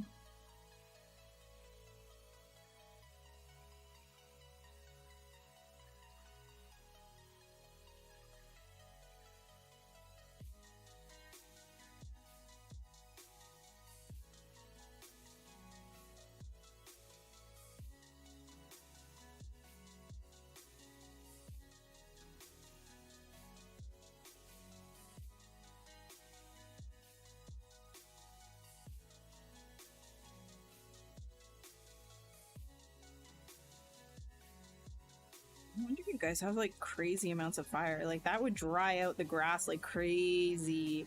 40 Celsius is no joke. I'm sure you guys also don't get like a lot of rain, huh?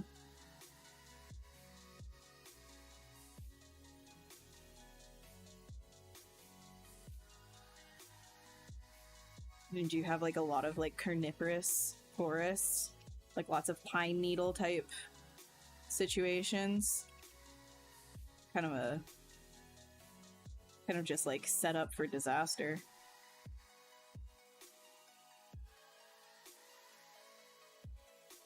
Well, that's it? 1 foot? It's like nothing.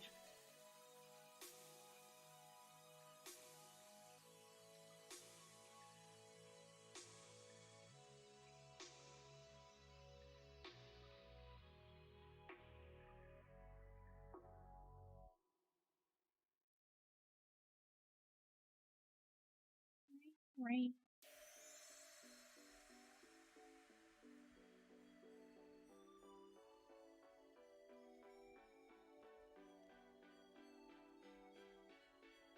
Oh, I'll do a rain dance for you after the stream is done.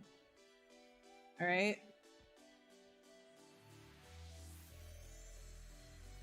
They get a lot more. Yeah.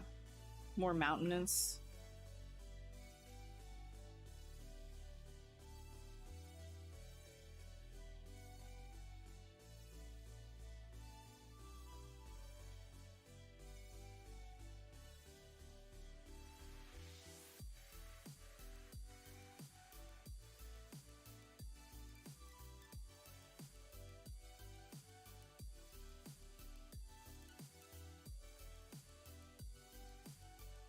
$50, $60.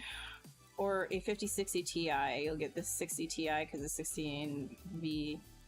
Yeah. Lots of games in 3D model. Yeah, more VRAM and more CUDA cores are actually really good for if you're going into game art and doing real time stuff. And you're going to be using your graphics card for that and not your CPU, then yes, more VRAM for sure. 8 gigs I feel like is for VRAM is quite outdated now. It's not as they would say, future proof.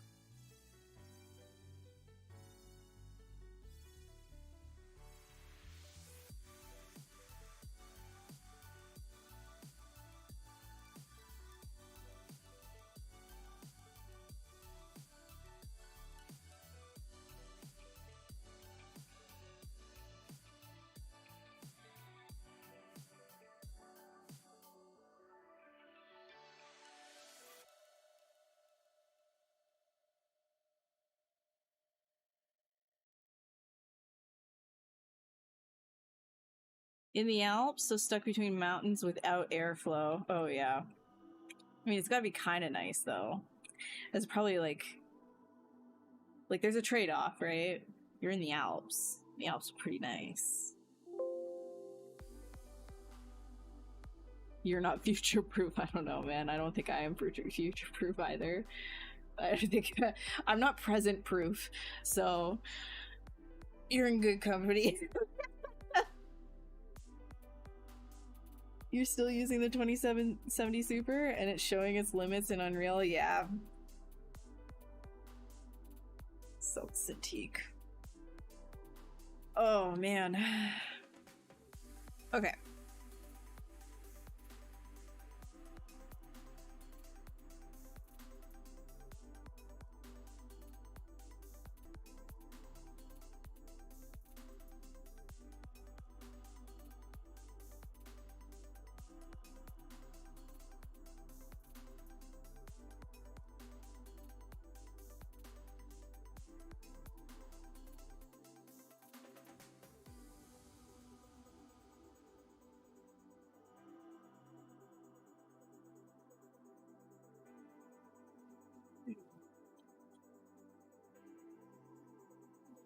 Be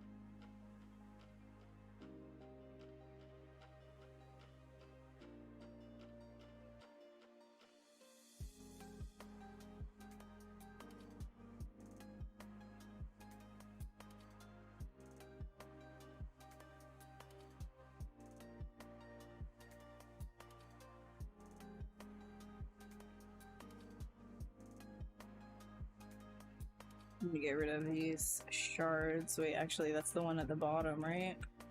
Yeah, this neck.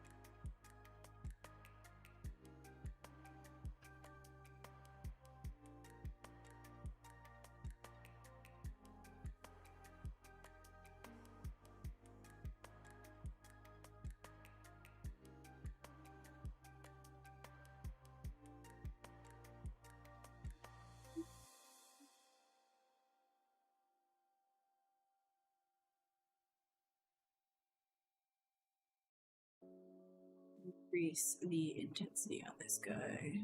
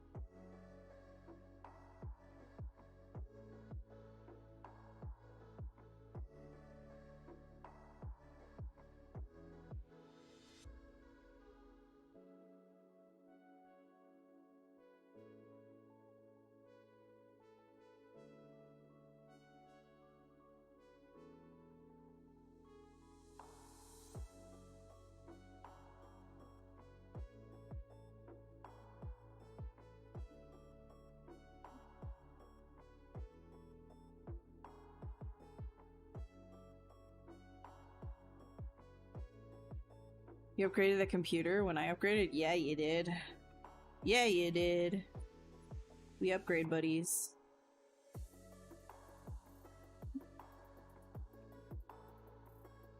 I'm gonna actually get these eye pieces right here. You know what I'm gonna do? I'm just gonna leave them like that, and I'm going to append new eye pieces. Here.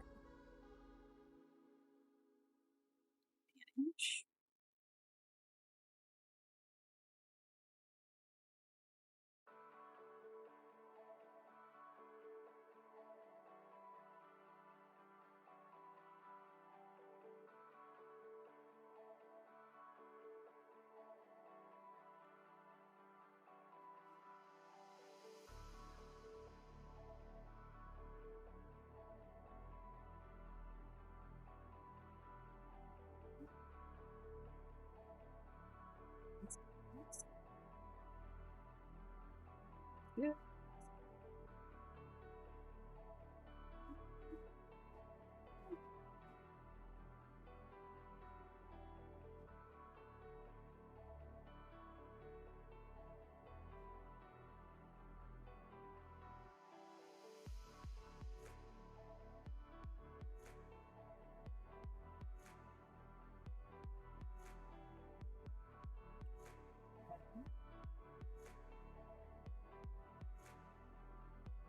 Actually, let's go back. And then push these guys up. This is what I'm gonna do.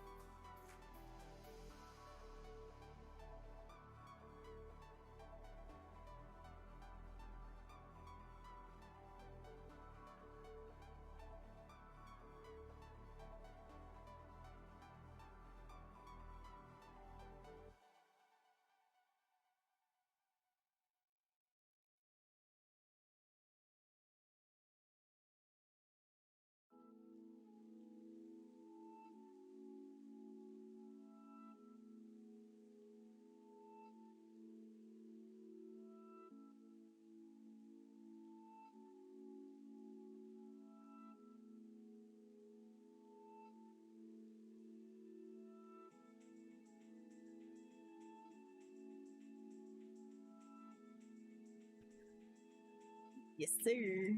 Let me give this one a different kind. I'll just fill it with a black chrome, I think. We can do... I'll just fill... And go back to my Madcap Gray. There we go. There we go. Few of these. Burrito.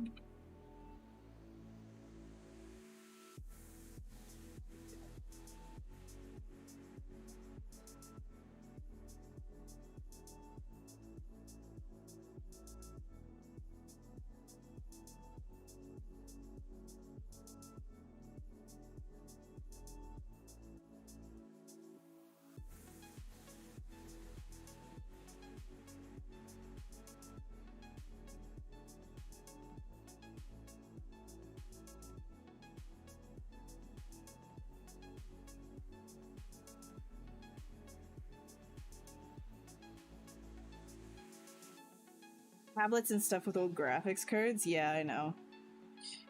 3D modeling, texturing, rigging, animation, and Blender and Maya, so no video editing, but you're jobless. Companies are far away from home and traveling, don't know what to do.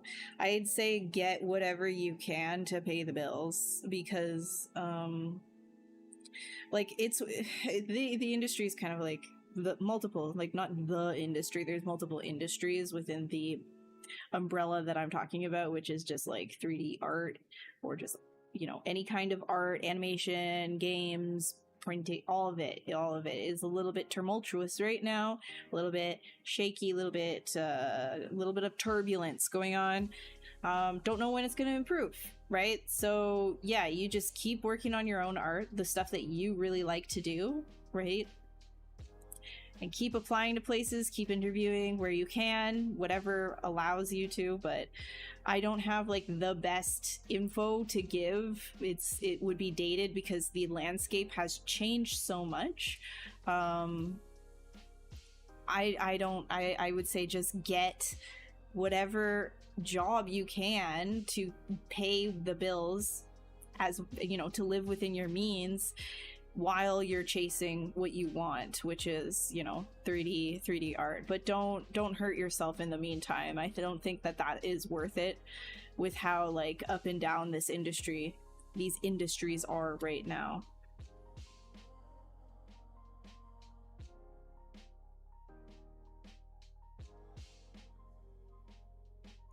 I am also without contract at the moment. I was supposed to get work probably like for the last like 2 months. I've heard like, whoa, we're working on budgets. Oh, can we put you on hold? Oh, like, you know, whatever. Like there was this other thing that I was going to be working on that got canned because there was no budget, you know, so things are a little bit like weird, at least on my end as well, from what I'm seeing. So if I'm having like these kinds, I'm sure everybody is like, you know, it's a little bit weird. Maybe it'll start improving, but I can't guarantee anything.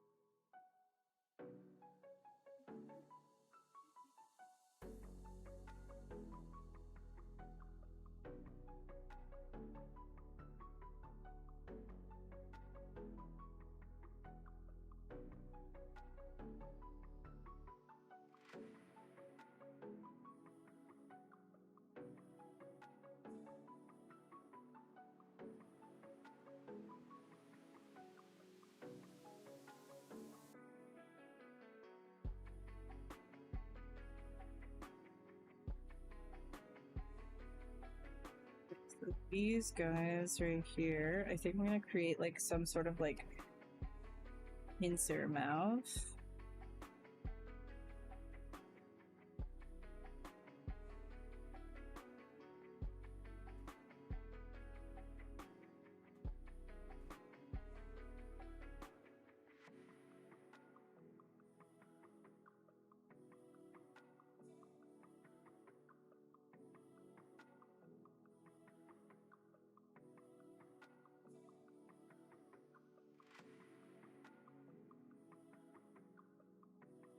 Just split this off as is.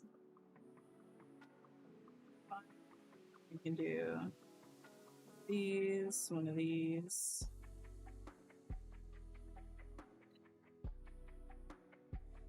And hide that stuff on the inside. Get out of here. Delete hidden. And do another.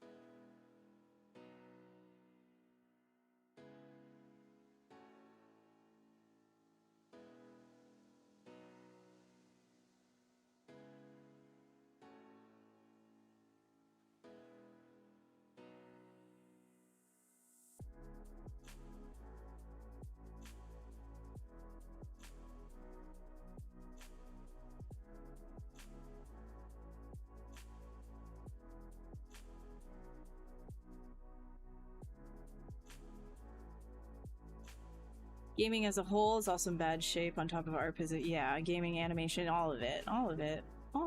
It's facing some stuff right now. 3D artist, you love modeling in Blender and Maya, you want to earn money and be a YouTube gamer, but you fail. I mean, like, dude, it's just one of those, you gotta look after your basic needs first, right? Like, you know, like if you want to keep doing that stuff and you make money off of it, you don't stop doing it on your spare time. Don't just like say, oh, well, I failed, so I'm gonna give up forever. Try to look at like where you could maybe do better and make it more viable in the future.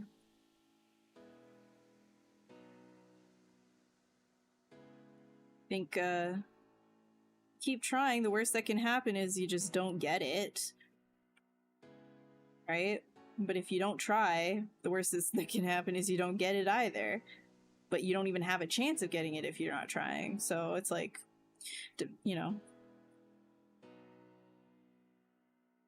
I always say it's worth going for something, even if it fails, because then at least you're not going to have a regret that you never tried for it. I think it's, in my opinion, it's better to live and know that you tried rather than live and think that you could have done all of these other things. Like, even if it fails, like, who cares? You tried something, right? But that being said, you absolutely need to look out for your own basic needs first and foremost. Like, definitely get your bills paid and get food on the table.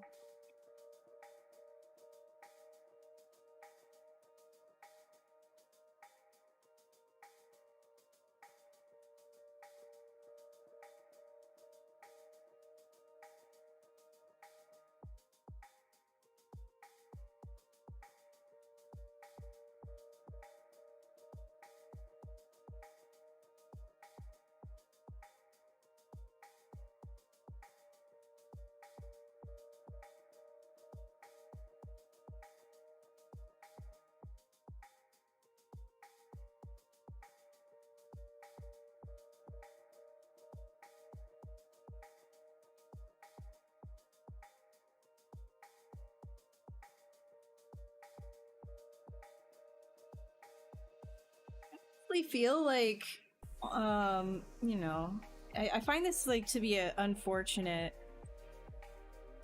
consequence of like, you know, this our society right now of just like always having to be extremely productive, is it doesn't allow you room to fail. Like you know, you feel like you need to have some sort of like shame if you don't like succeed on your first try of something.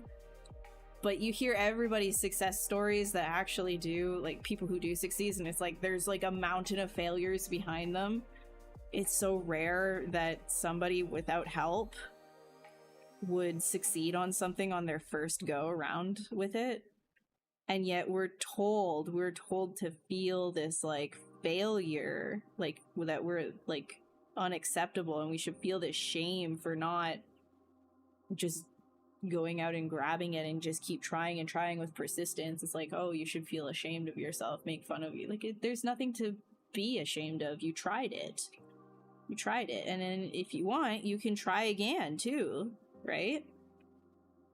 As long as like you're not hurting yourself or others while you're doing it, there's nothing to be ashamed of trying something.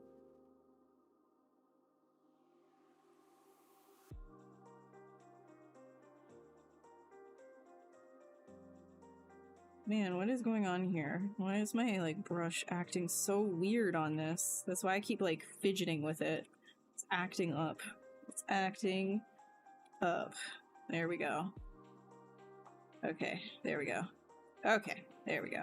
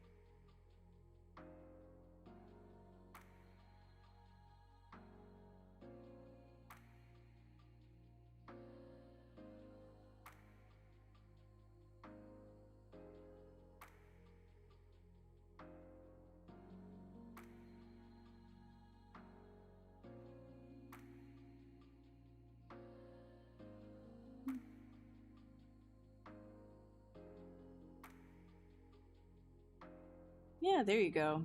Awesome, Maddie. Keep it going. Hey, Elliot, how's it going? It's been a while, dude. How are you? Are you still streaming? How's it going?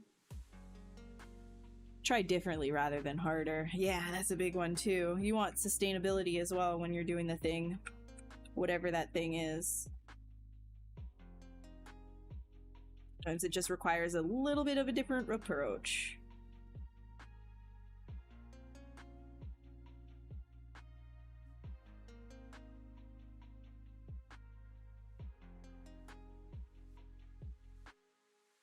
Let's see if we can just like reuse these guys right here. Put this back, but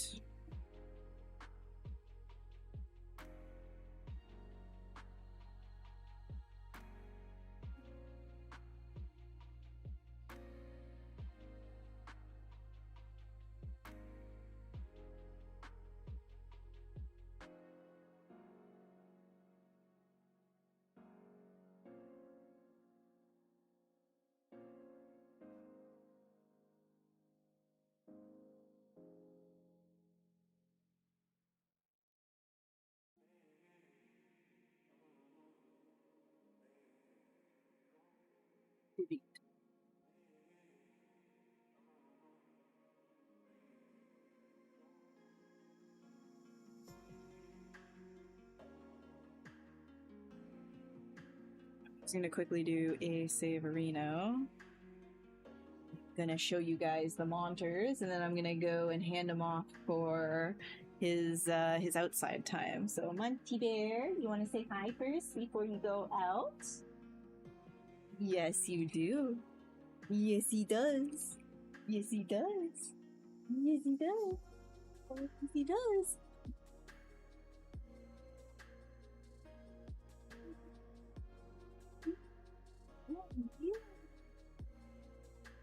There he is, big boy. It's Monty time. It's Monty time. He's all full of soup right now. He needs to go outside. He needs to go out. Yeah. Okay, I won't jiggle you too much. Lazy he is. Lazy. See. My he met with my family recently, and I tried to warn them that he screams. You know, people don't believe me when I tell. People don't believe me when I tell them that he screams and to brace your ears. It's so funny. There's always a reaction. They come into the apartment, our place, see the boy, and then he freaks out, he goes, and then they freak out. And I tell them, you shouldn't be doing that. Every time. Every time. Without fail. We try to do the training, but then other people get scared because he's so loud. You're so scary. He doesn't look it on stream though. He's just a log. No streaming for you? You feel a little rusty? Haven't really done personal work, just actual work? Fair enough. Fair enough, dude. Oh. There we go. Alright. I will be back in like 2-3 minutes. So I'm just gonna let him out. And I'll be right back to keep going, okay? I'll put this on the... right here.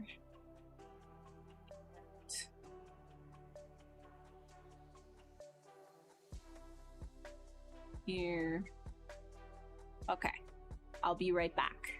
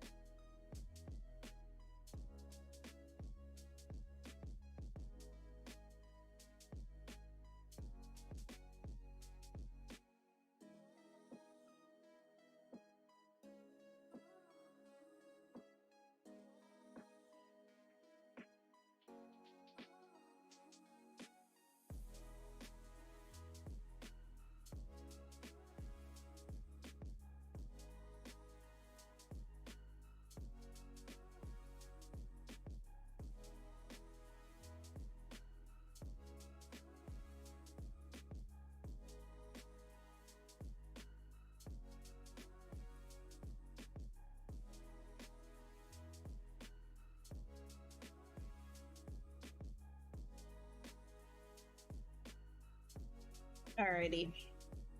He went outside and immediately started screaming. Oh my gosh.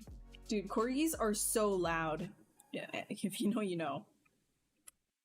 But yeah, he comes over. If people come over, family comes over, I try to warn them, like, he's gonna scream at you. No, they don't understand. They don't understand. It's because he's like mixed with like both like excitement to see like people, but also like a lot of anxiety. So he will just like bark from afar. But then as they hold treats, he'll like slink really, really close. Like he'll like lengthen his body. Like he's like, okay, I'll take it from you. And then he'll like go backwards, eat it, stare at them for a second, and then go, oh my god. God forbid they stand up from their seated position too. He's always been like this, but like, you know, try to train. He used to be way, way, way worse. So, you know. The fact that he even takes treats from people, I think, is a pretty big improvement. I'm proud of him. Because people are scary. And believe it or not, I did socialize him. I did. A lot while he was a puppy. And it didn't matter. Because he has an anxiety disorder. Let's go.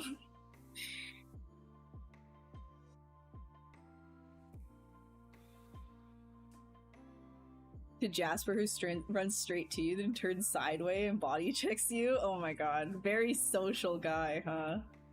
Very, very social, happy guy. They all have their own personalities. Yeah, Monty's not...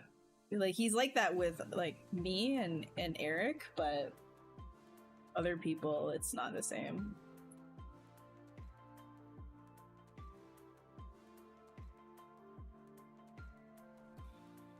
He's got like maybe 3 other people that are in his like circle that he's just like really excited to see without any screaming that's not like Eric and I.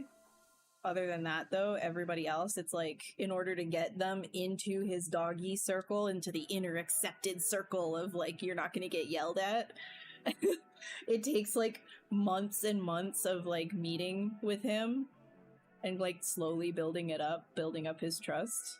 And even still, he just might not ever like the person. He's just very picky about who he likes. Some people just give off bad vibes for him.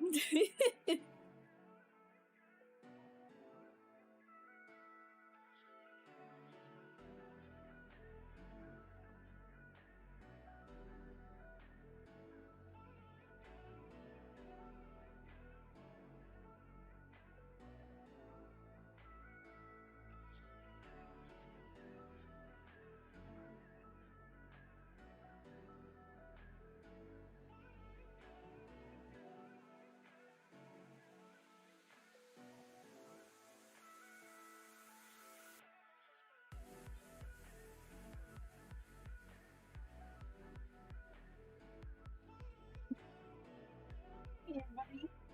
Yeah, did you have a good potty? There you go. Oh my gosh.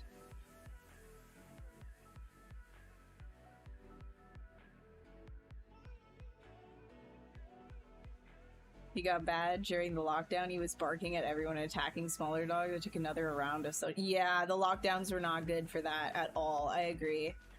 He same with Monty, like the lockdowns he got bad, and then we had to like retrain again, so that like every time we went outside he wasn't barking at everyone.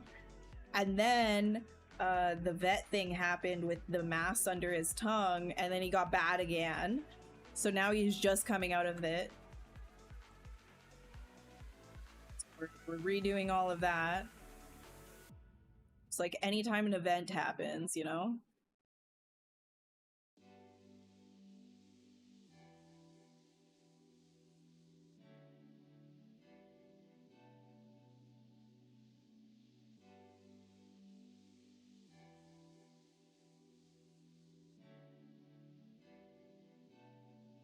The attacking smaller dogs thing, not cool. Not cool, Jasper.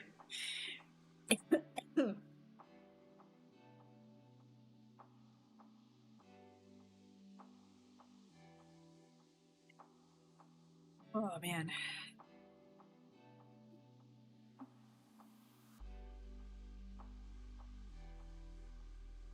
Hi Zong, how are you?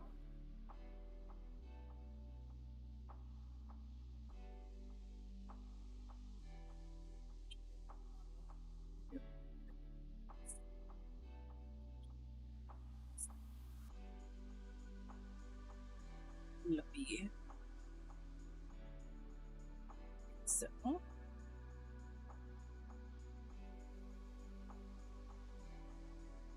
hi John, how's it going? How goes? How are you? We're doing Mosquite Dragon tonight.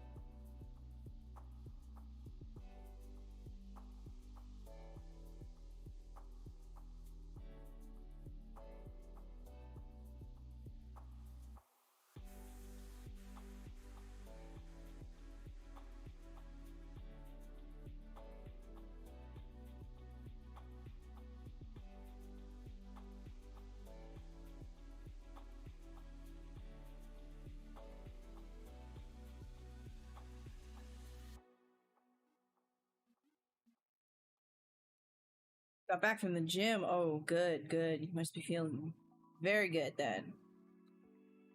God damn. Probably be working out right after I'm done this stream, to be honest.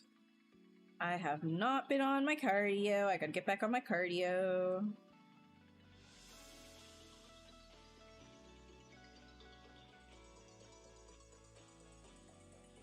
Got a little bit of a gun. Got that gun going. It's a little bit. Got the delts. Little bit. Got some tricep too, but I'm not looking to get up and show you that. Got that tricep definition going too. Little bit. It's a little bit.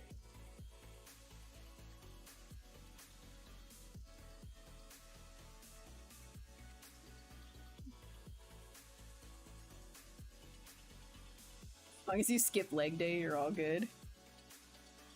Yeah, I gotta make sure to never do leg day. I gotta have the sticks. Sticks, man. Like, I need that Johnny Bravo build.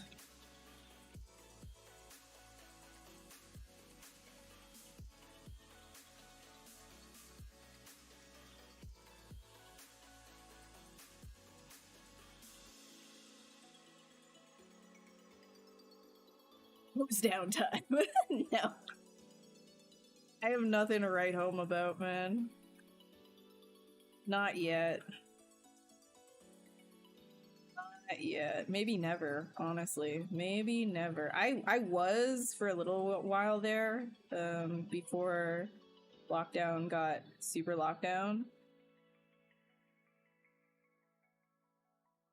I was starting to look a little crazy. Then lockdown. I did get lazy.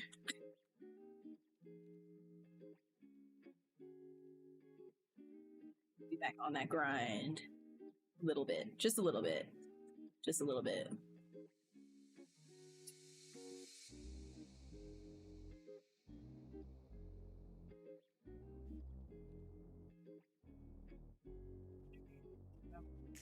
Oh, this.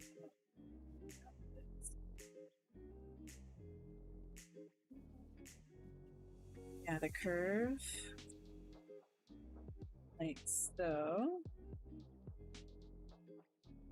I think I want like an overarching curve here though. the entire man. I'll just simplify it, yeah.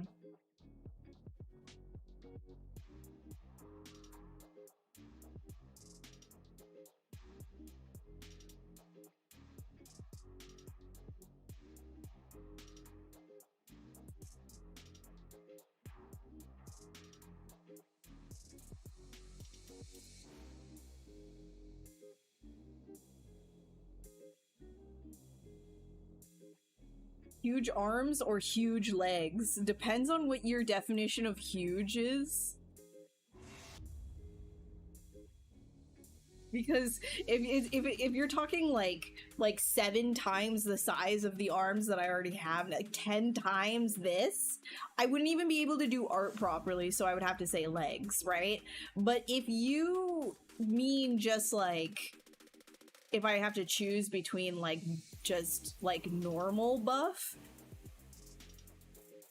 probably legs as well, honestly, because we don't like blood clots, right? So like good musculature in the legs would help promote good cardiovascular health overall, because bigger muscle groups, and they'll push more blood from your lower extremities while you're sitting. So like logically speaking, legs as well.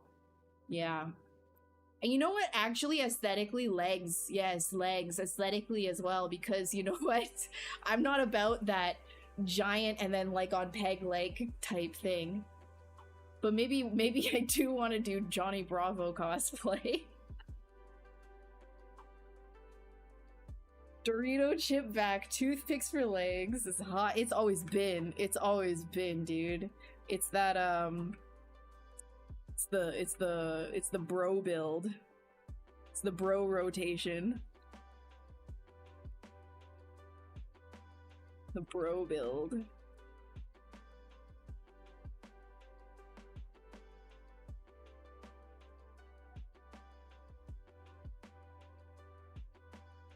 It's the I just discovered creatine starter pack.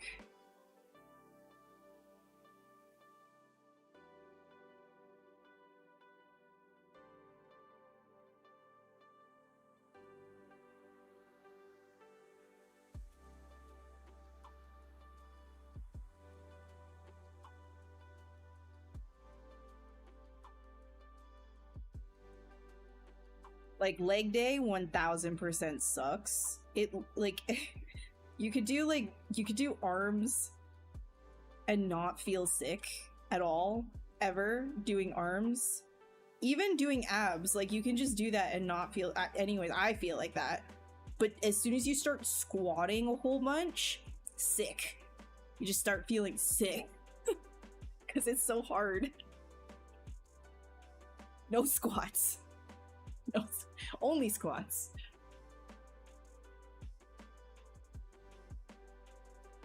Oh yeah. Oh yeah. You would have to, the huge leg thigh rub, but if you're always sitting, then is that, see, my main concern is like, can I still do my art efficiently? Massive monster arms, I feel like would be a hindrance, right? Like if I'm always like this, like I'm talking like extreme, right? Like if I'm always like this, I don't know about that, you know? I gotta choose one or the other.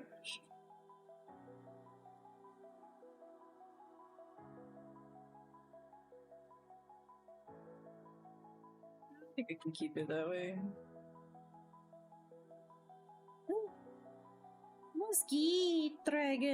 Mosquito dragon. Lunges, not squats. Lunges are really good. It's good for like your ligamantes.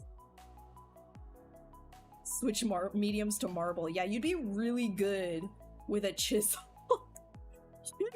Giant chunky arms.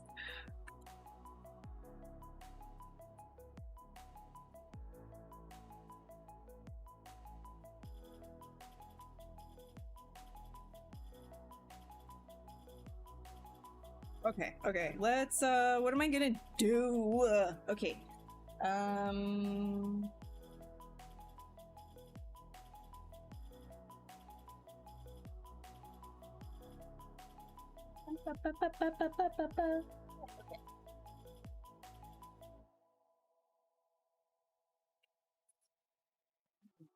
Make like little tiny razor teeth. Okay, maybe not like that. Maybe like this. Like this.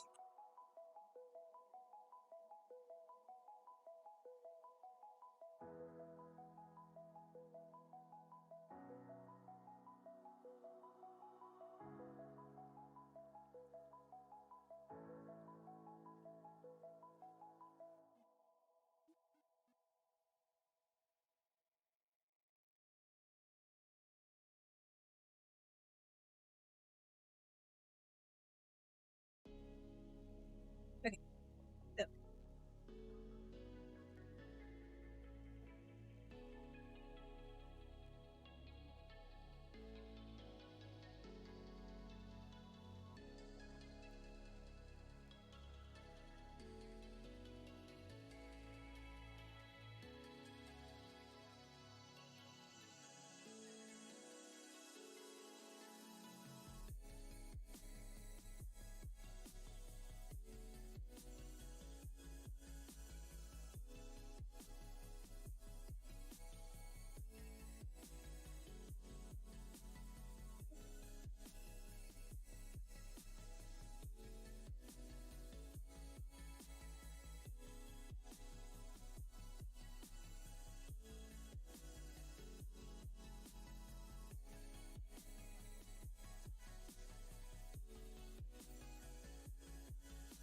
This needs to, there we go. Thank you.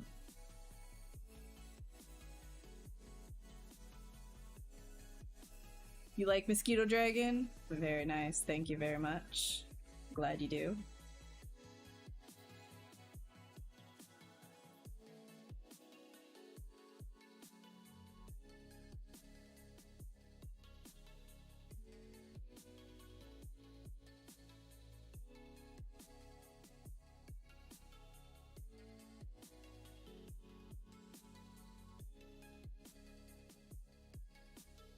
Okay, okay. I didn't know that was a feature, guys. We just learned something. We just learned something. I totally didn't know this was a thing that you could do. Are you ready to get your mind absolutely blown? And you just saw what was happening right there. Okay, okay. So you know how like if you hold control and then you drag it off and you can do this and in one direction, right? Like you can hold control, drag off, and then release control and then keep dragging it with the gizmo in one direction and just copies like that. Okay, you could do that on multiple axes at the same time and have the same spacing. So like with the corners, I don't know why I didn't know this. How did I not know this? Okay, control, drag, hold down. Now I can follow the contour of what it is that I was doing. Oh!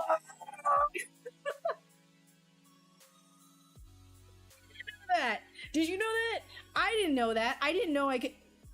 It seems so obvious. There's so many hidden things though. What the hell? What do you mean I could do that the entire time? Yeah, that's right. That's right. That's right. Now you know. See? You gotta play around and then you learn different things. Like I didn't know that. Now I know that. What the hell? I knew that. Okay, whatever. I didn't know that. I thought you could only drag in one axis at the same time, but like, or at once. I didn't know you could do multiple axes at... Whatever. I didn't know. No, I know. Okay.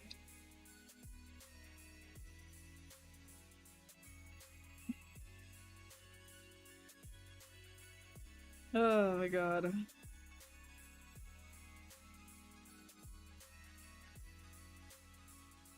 Man. I thought that this was split. Hello?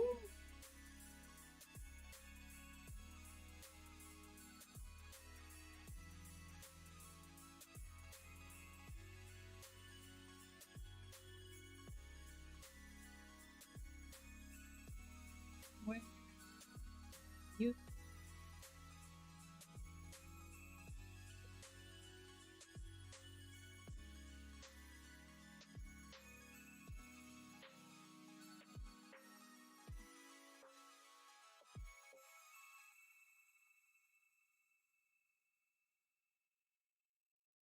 You didn't know you could release control and keep going?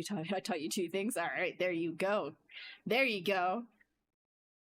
Nice.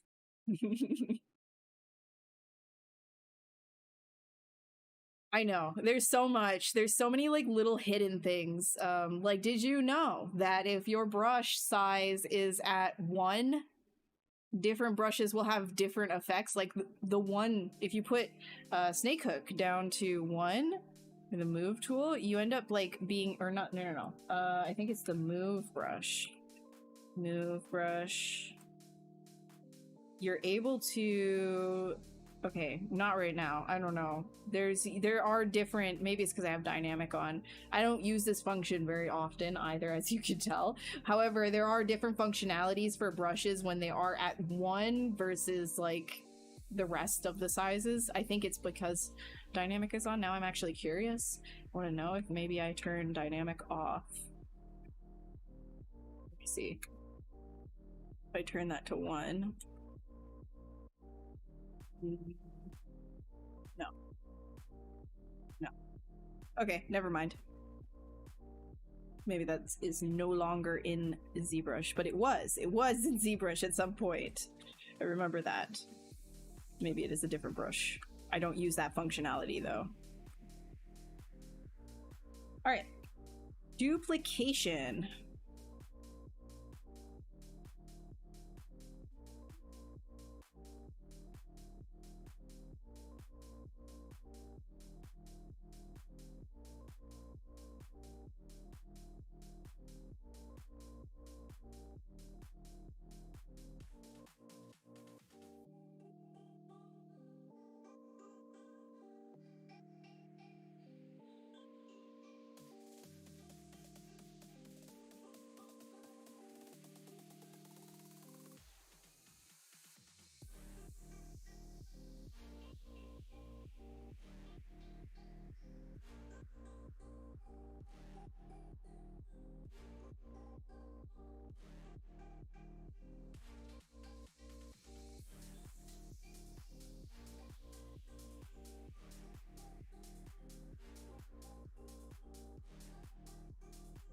Masking?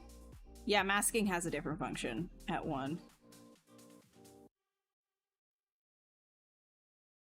There are different functions for different tools at the size of 1.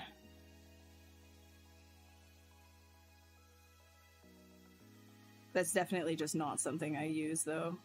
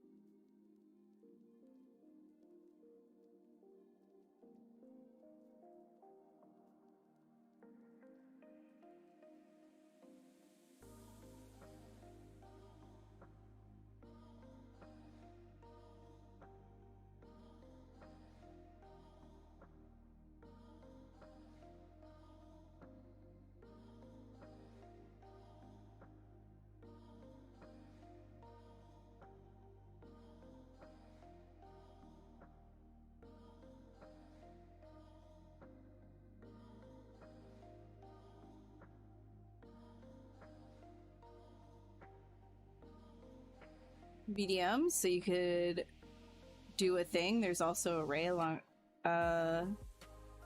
tips and tricks when you just like have I mean technically there are. If you hold control over anything, you have exactly what every single one of these tools does. So these are technically tool tips, right? If you're just holding control over things. But when it comes to like the hidden functionalities of things, it's like years and years worth of extra stuff that they've added in. Like they just never really like remove things. They might place it somewhere else, but they never really remove functionality. And sometimes like if you're jumping into ZBrush not from the very beginning, then you might not know every single thing that has been implemented. Like it's usually like all of the stuff is usually showcased during their live streams when they're presenting things. However, there's a lot of like little tiny things that they're like introduced all the time that it's easy to just forget about a lot of this stuff.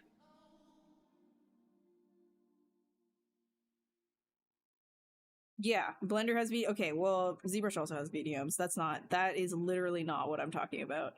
It was just sort of moving a mesh along with the gizmo, that's all. Just duplicating things around, just really, really easy, that's all. You can use arrays in ZBrush as well. There's lots of different things that you can do to duplicate meshes. I just didn't know that with the gizmo was a functionality, so I wanted to show you.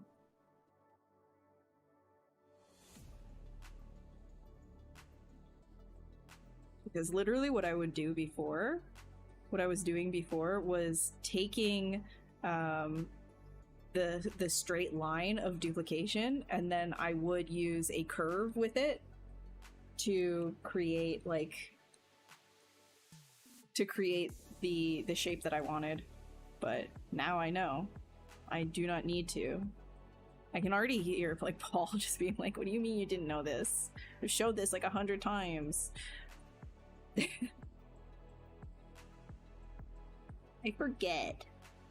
Probably did know it at some point, and now it just feels like new ancient knowledge, you know?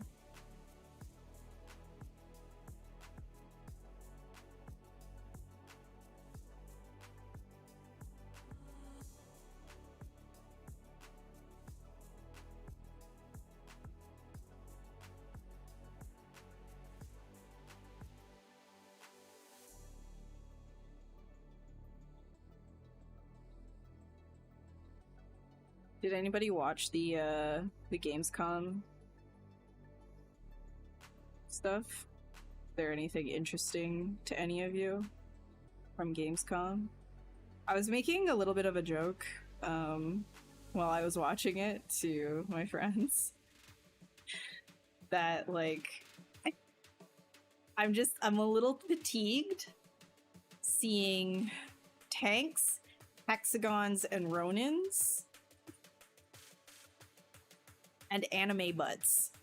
Tanks, hexagons, Ronins, and anime butts. If you have all 4 of those, you can have a successful game convention live stream. I'm mostly excited just for Enshrouded updates. I love Enshrouded. What a fun game that is.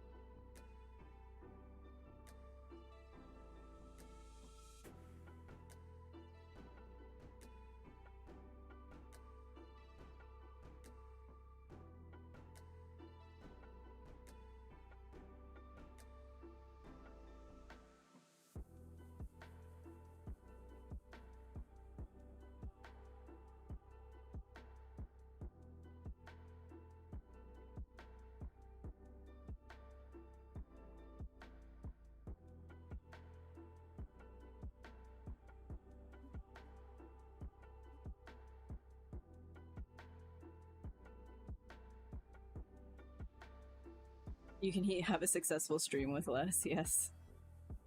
Yes.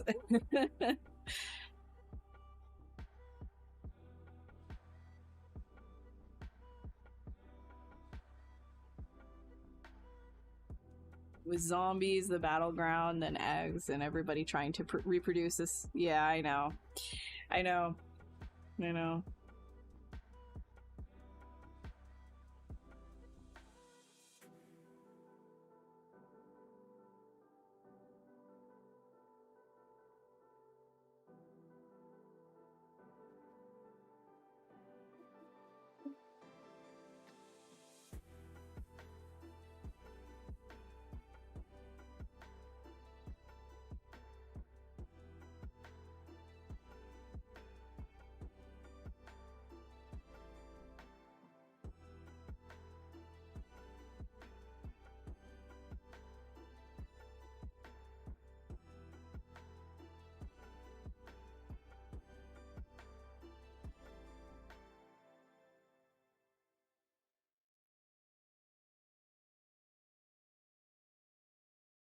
Also, I was really surprised to see that Cult of the Lamb is getting another DLC. I thought it was, like, done, but it's coming back. Cult of the Lamb was a good time.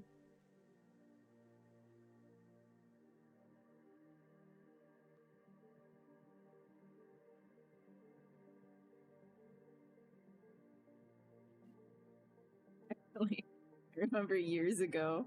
Oh my god. Oh my god, on Twitter before Twitter was like, you know, cesspool. I mean, it's always kind of been a cesspool, but like even more of a cesspool. I remember coming back home, I just got like a vaccine and I started feeling like, you know, the vaccine fever afterwards.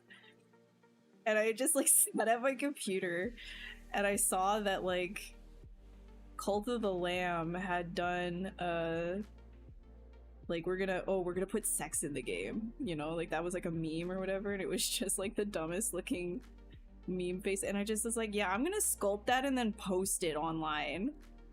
Dude, the amount of hatred that I got. Oh, the amount of hatred I got for posting that was so funny. The 3D sex lamb. I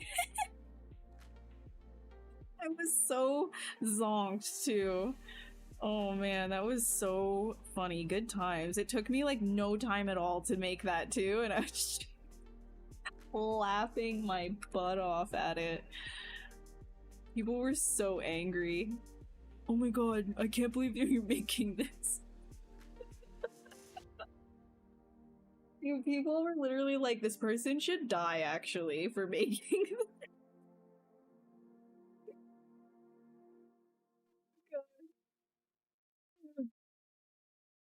Art is so powerful. Artists are so powerful. You're on pause now, just waiting for Enshrouded updates. Yeah. Yep. That's me as well.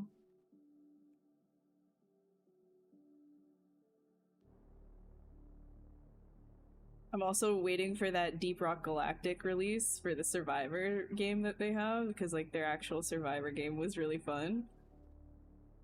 They're gonna do a 1.0 of that soon.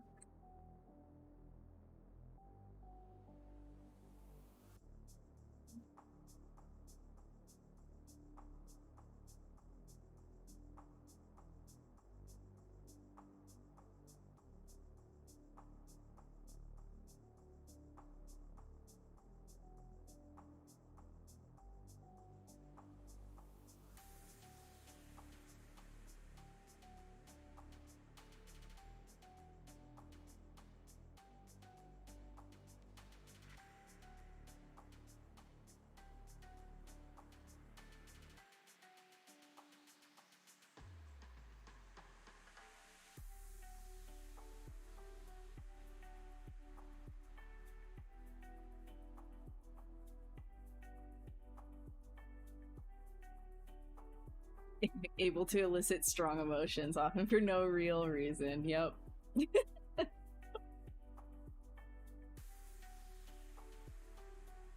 Yep. So powerful.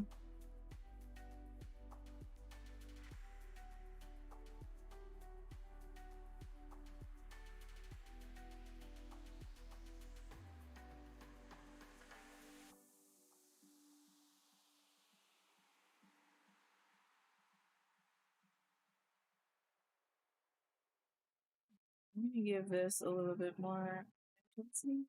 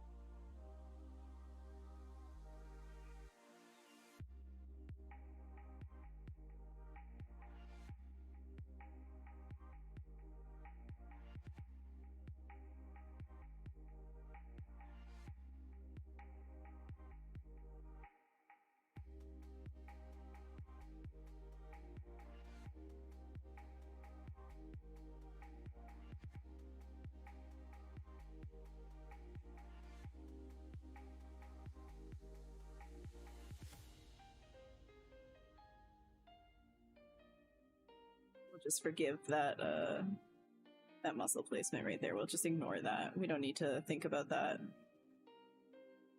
We don't need to pay any attention to that. That's not a problem. Don't worry about it. You saw nothing. You see nothing.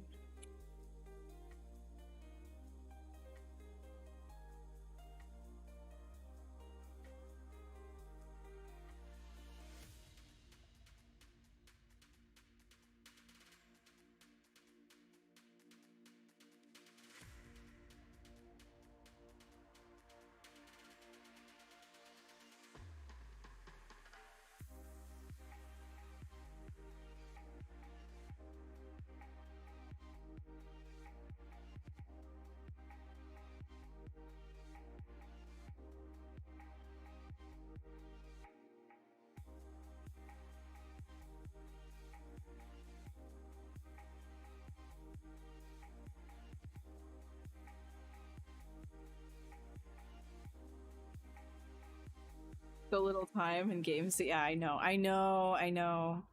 I think I've got like, oh my god, I don't even know how much stuff I have like just like sitting on my wish list right now. I'm like, I'm never gonna be getting to even like a quarter of these.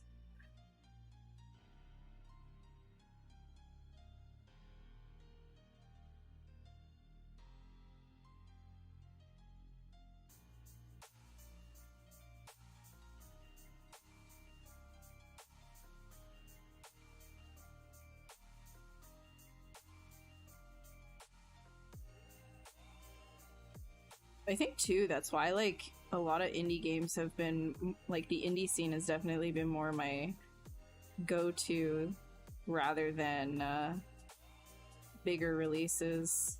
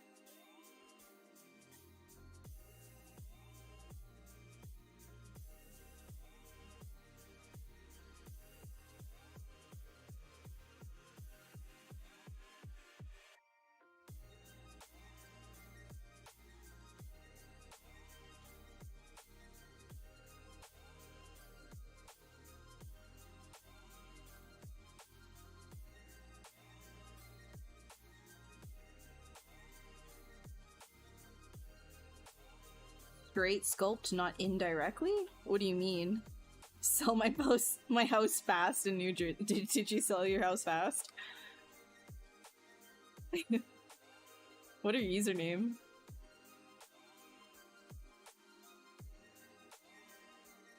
What do you mean indirectly? Indirectly sculpting? How would I be indirectly sculpting this?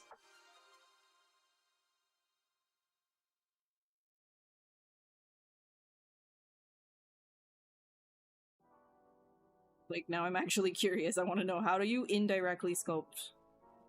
What am I...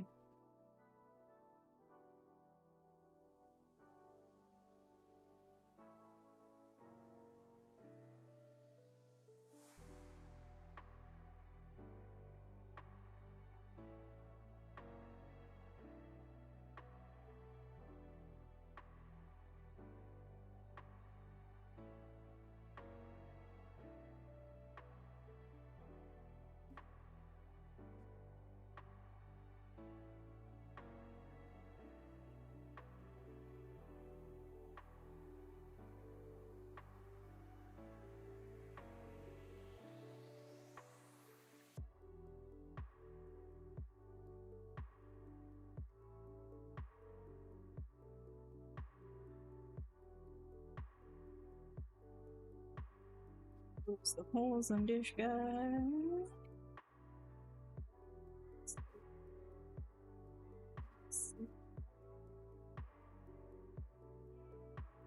Doritos.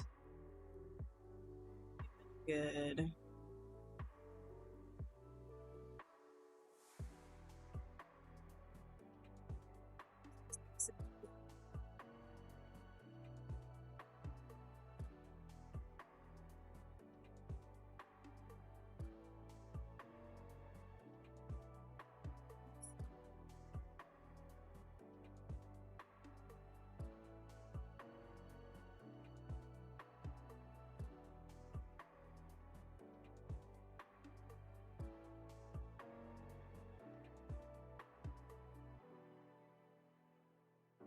Not yet. Well, I hope you do. Hope you do. Few games during the Future Games show today that are pretty interesting. Most of them for 2026, so maybe improve the bit. Yeah. Yeah, hopefully.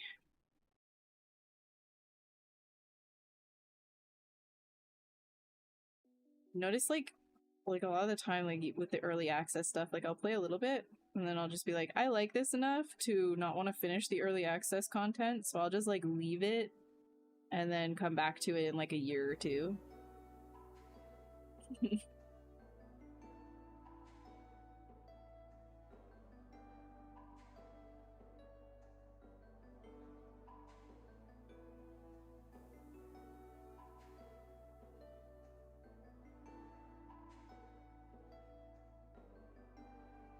Honeycomb delicious and magical at the same time. Yeah, they're just like, I just pulled out an alpha and swished them around a little bit. An artist, easy, they're 1,000 to sculpt, but I'm getting straight. But you like getting straight to it because it's just faster. Yeah, for sure, for sure. Yeah, you can jump right in. You don't need to always have like, you know, this grand plan or anything like that.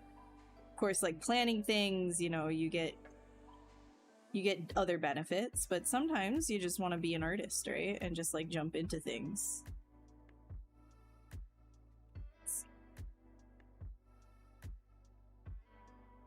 Not to say that the other way is not being an artist. I just mean like sometimes you just want to be a little bit more loosey-goosey about things. A little bit more loosey-goosey.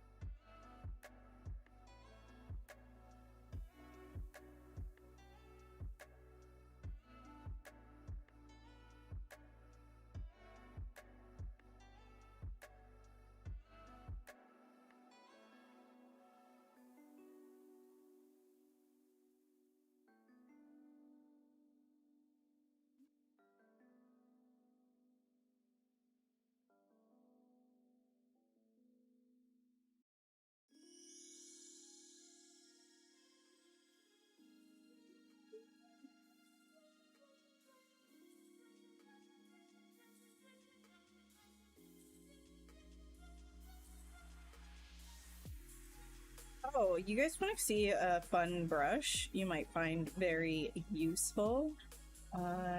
Curve quad fill right here. This one is very useful. You could just create planes based on how you draw your brush, and whatever your brush size is how thick that is going to be, so you can change it afterwards too by just like tapping, which is nice. But you can say split masked if you want, or in this case I'm probably just going to dynamesh this together, so I'm just going to create a bit of a run here.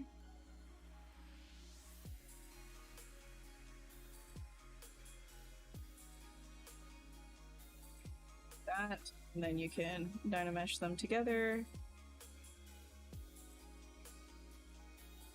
Hey Santiago, how's it going? How you doing? Welcome, welcome. Just making mosquito dragon.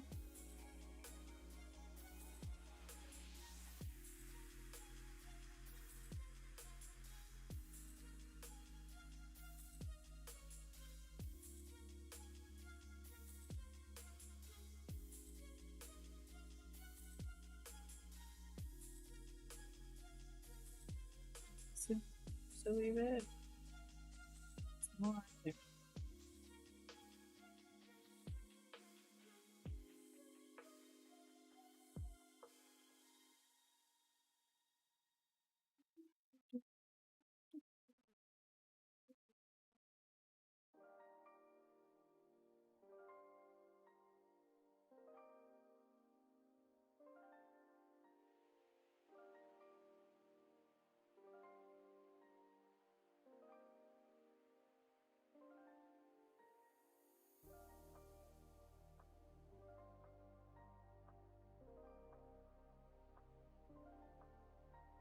You're learning a lot today.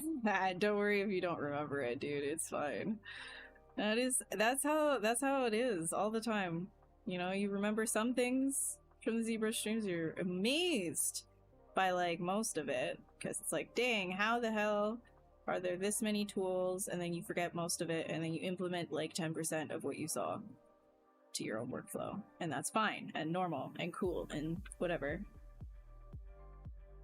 But you know that it exists, so you can always come back and reference it when you need it.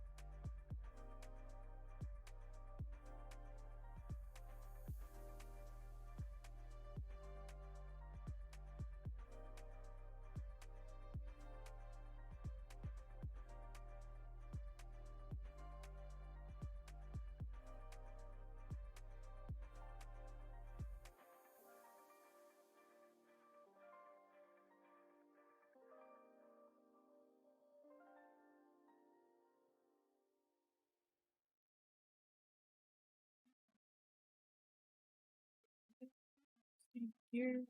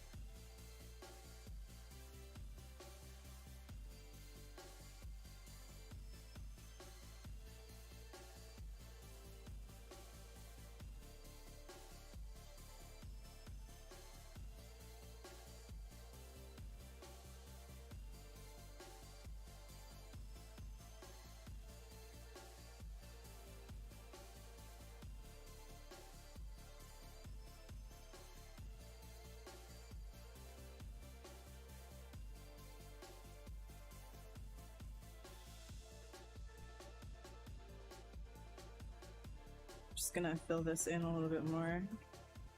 This. Have like a little bit of a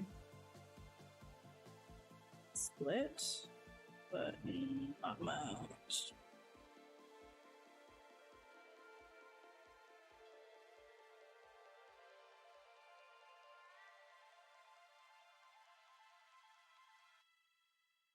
I just gotta like finish.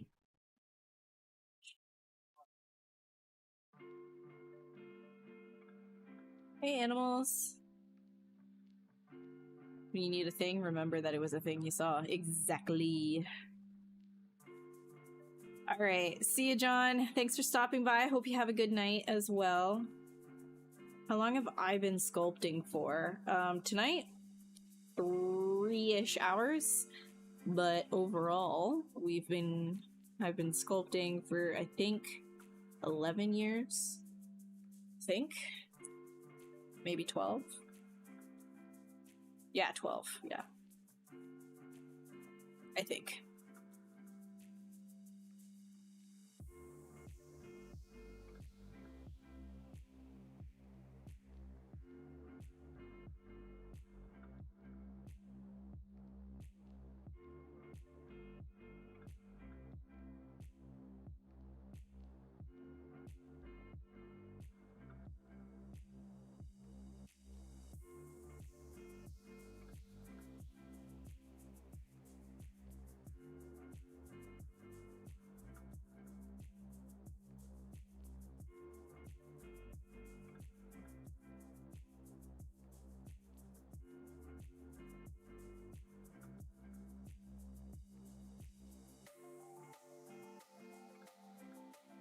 Yeah, you too. Very nice. Very nice. Definitely a lot of fun. And it's nice too to have multiple mediums at your disposal.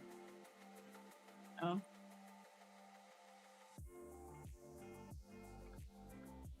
Like, I love sculpting, but then I also got my traditional work too, so I can jump where I want. But ZBrush is just like one of those things I've always thought it was pretty intuitive to get into. I know a lot of people are like, no, but I think that that comes from like maybe if you don't use a computer very often, like maybe you're coming in just like straight from never really using a lot of like PC stuff, or you're coming in from, you know, traditional 3D modeling softwares. And if you're coming in from other modeling softwares, you're gonna find that this is very different. The logic is not 100% the same.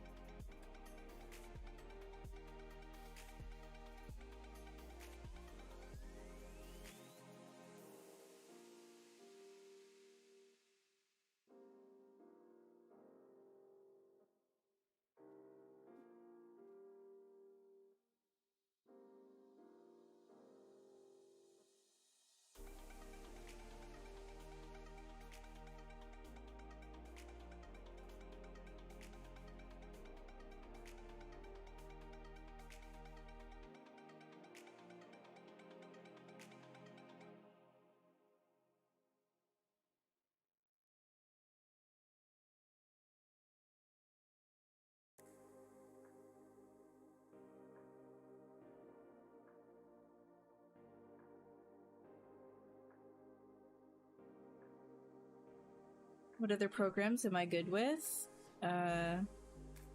Number.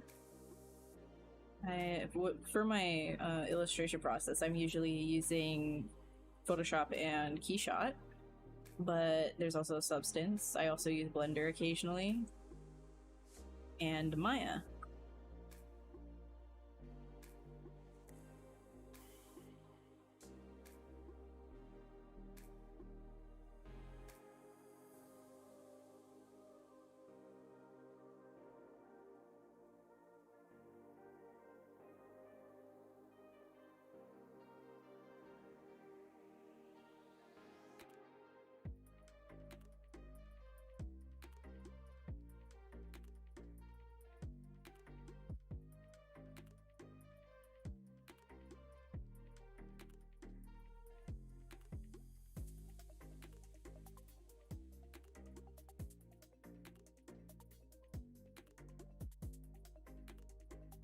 How many years have I been modeling? Yeah, so about 12 years, I think, is what it is.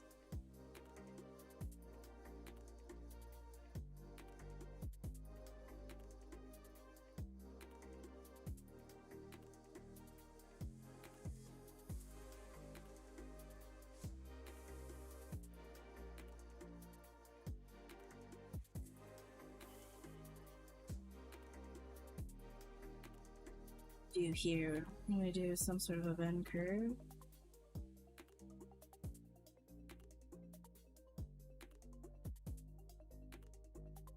See what that looks like from the.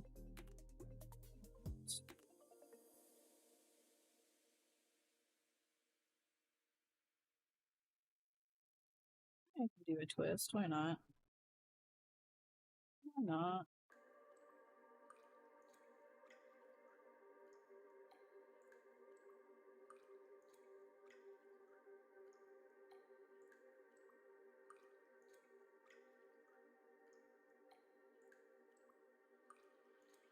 Taper that. So.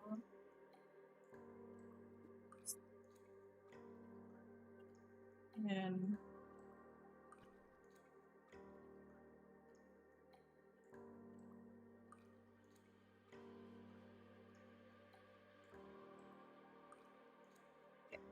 Just it the other way now, just to accept.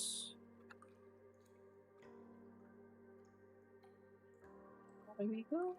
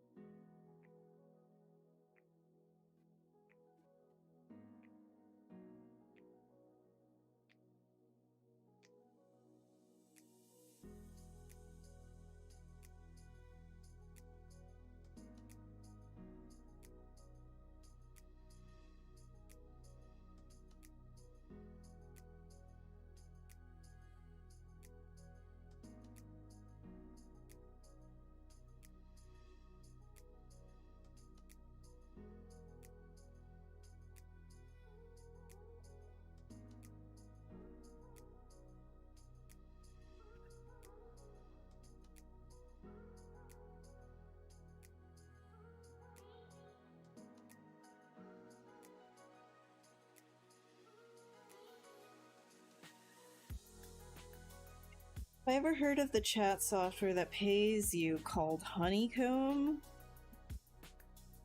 No, that's okay. This isn't even my channel, this is the Maxon channel.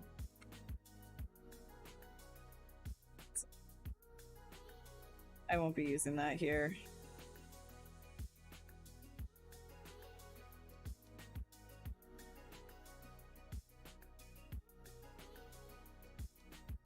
Besides, we use Restream.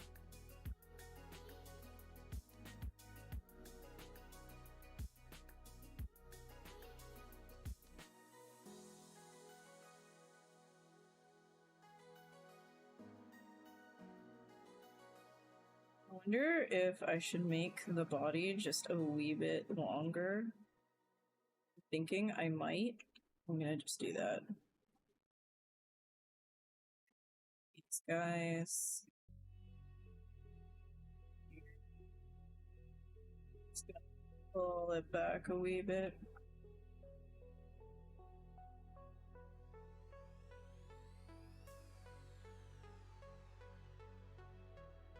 Give it a little bit of space.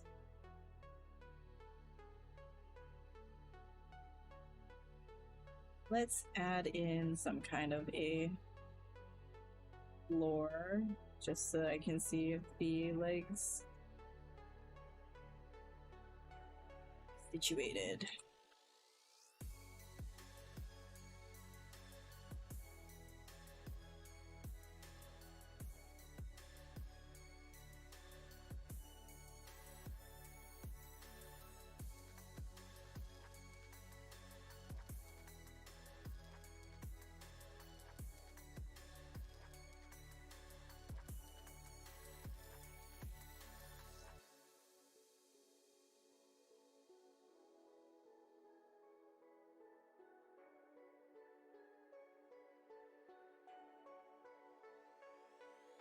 How much hard surface modeling do you need to know for your job? You don't always need to be super adept at hard surface modeling to be a character artist overall. Like, depends on like what you're getting into. It's just very dependent. However, some hard surface knowledge is very good overall, but let's say you were getting into something where you're going to be an artist for like something that deals with a lot of like armors and things like that. Well, you're going to have to need to be very adept at hard surface modeling. But let's say you were getting hired to be a creature artist, then you might not need to be as adept at hard surface modeling, right? So it's very dependent on the content of your job.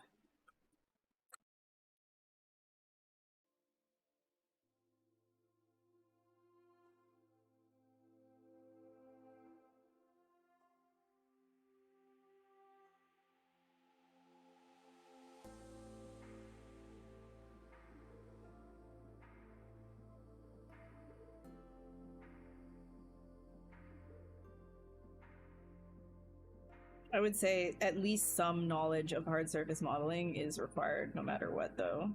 Like you should know the like what to do to clean up a hard surface model.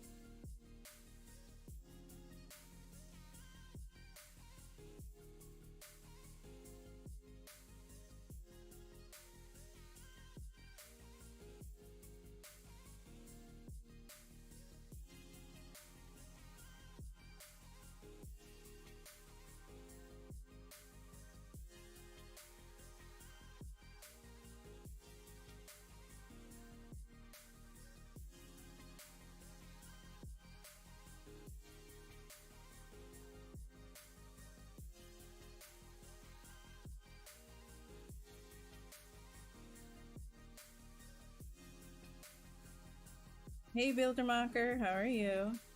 How's it going?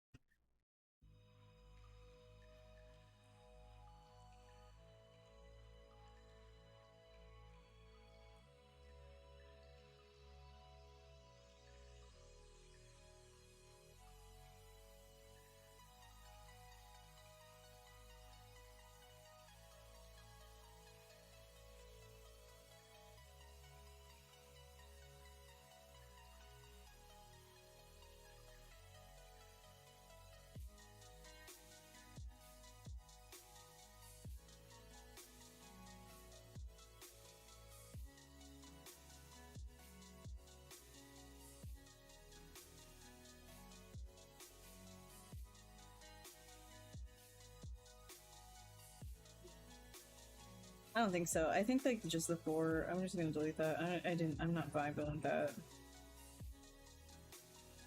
But also like this piece right in here is also not. It's kind of bugging me. Delete that.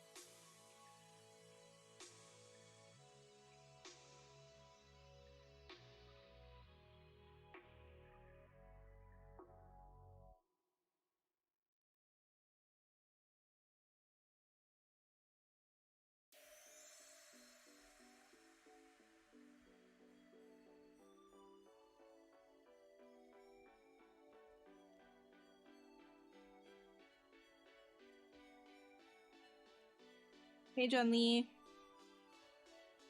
Oh wait, yeah, I already said hi to you. I'm sorry. It's getting like I'm a little out of it. I apologize. If you have any questions though, feel free to ask. I'm just kinda we've got like maybe 20 more minutes here.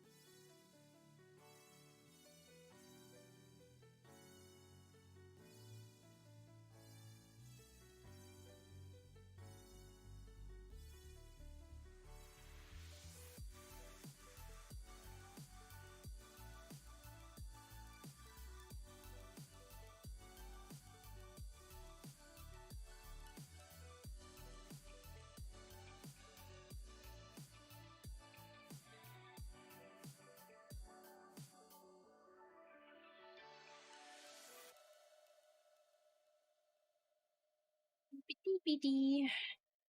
Panama. Very nice.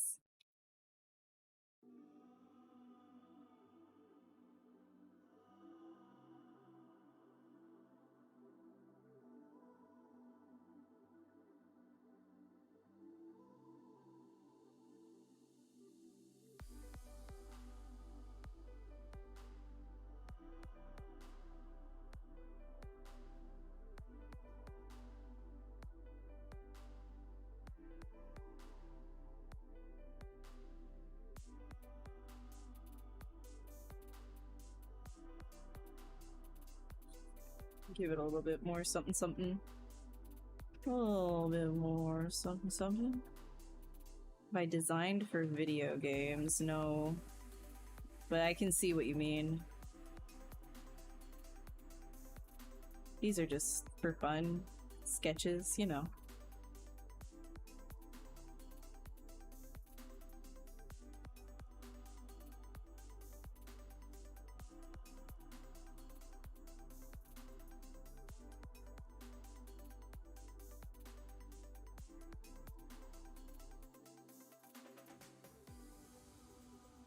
Ooh, a little bit tired. A little bit tired, dang.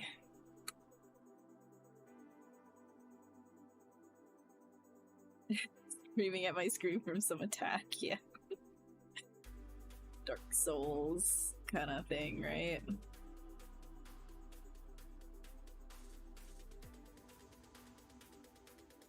I get the Dark Souls slash Final Fantasy comments a lot, and the thing is, like, you know what's funny is I just don't play Final Fantasy at all.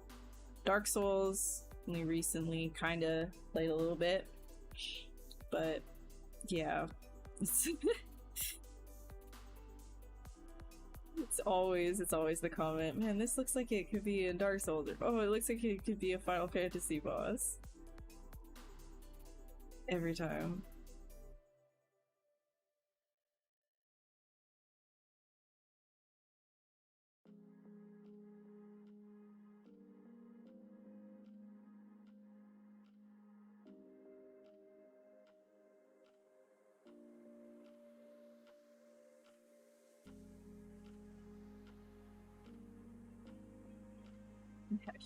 I know, I'm sorry.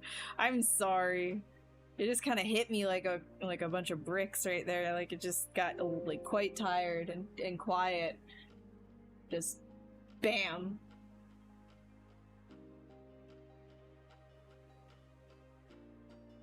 I need dinner, honestly. Want to see polypaint and a paint over on this one? I mean, so then I'd also have to paint, like, pose this guy and give it a little bit more love than it already has. Poly paint and paint over, eh? I'm so tired, though. What are you getting me to do tonight, man? I'm so tired.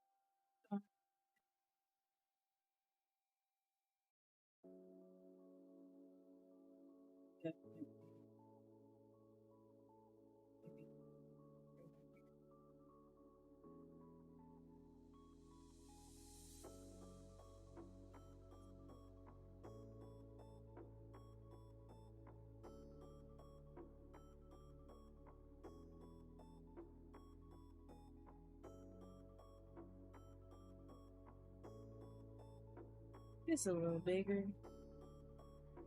Did it make it up?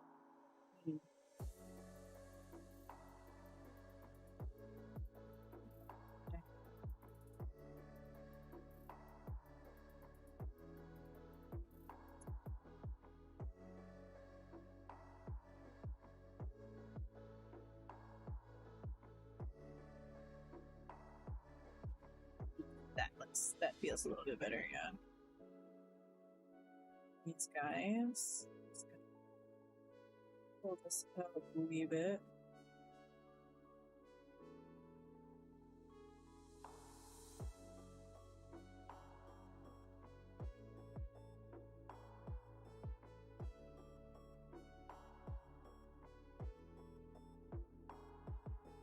Oh my god, I smell food. I'm starting to go a little insane. I smell food. I smell food. I smell food. Oh, I smell food. Oh, hungry. Oh no. Oh, I don't know what that is, but it smells good.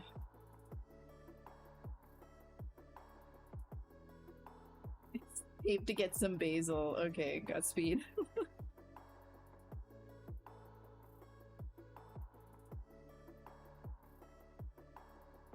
Insane. That's way too hot. When it gets 40 here, I feel like my skin is peeling off.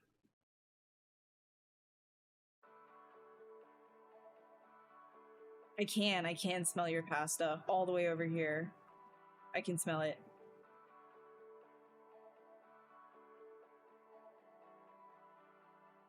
Don't imagine the rigging for this. Why would you imagine the rigging for this? We're sketching. We're having fun.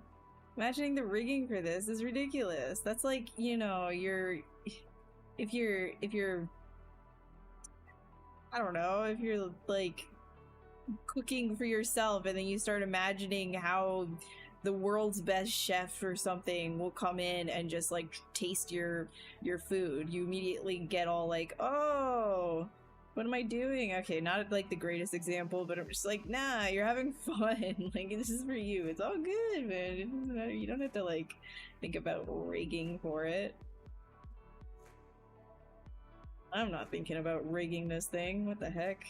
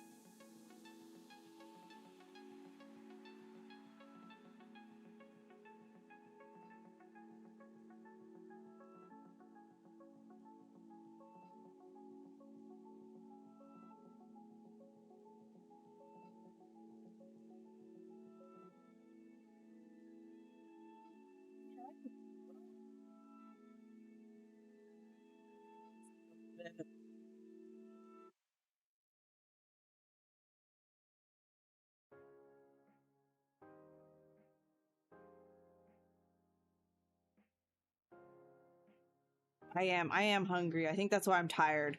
That's why I got hit with the tired, is because I'm hungry.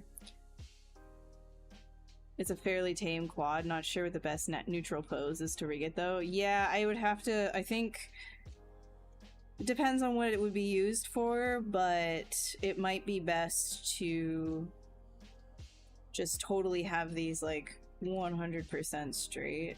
Like you'd have to T-pose it where like this would be, you know, like straight down.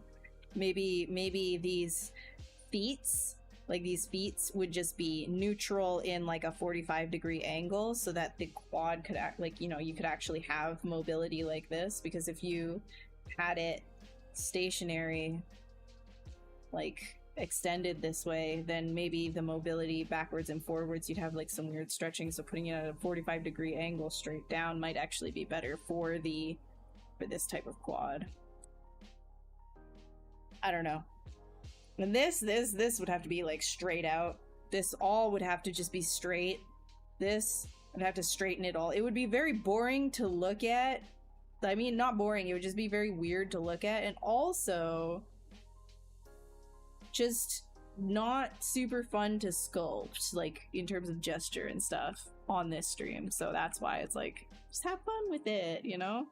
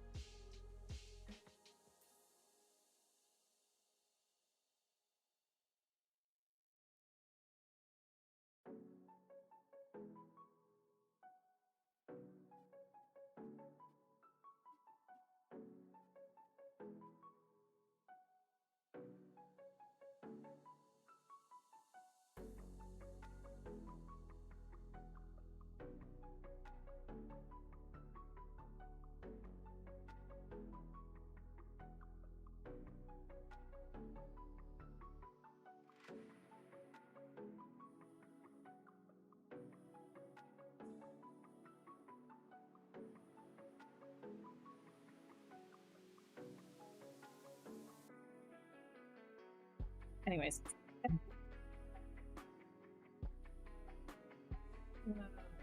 You didn't see anything. Let's do.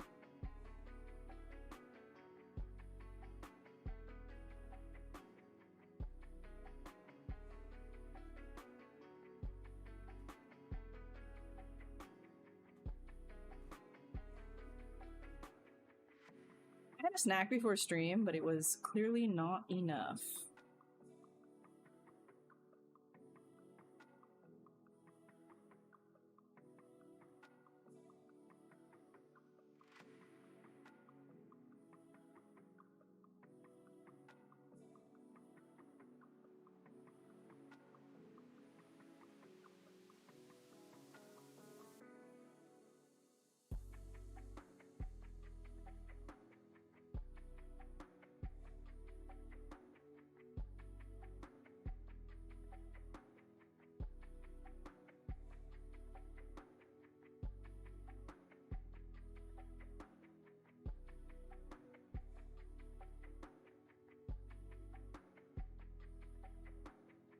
Standard brush and ZBrush? No, this is it's the GeoBrush you can get from Pablo Munoz Gomez.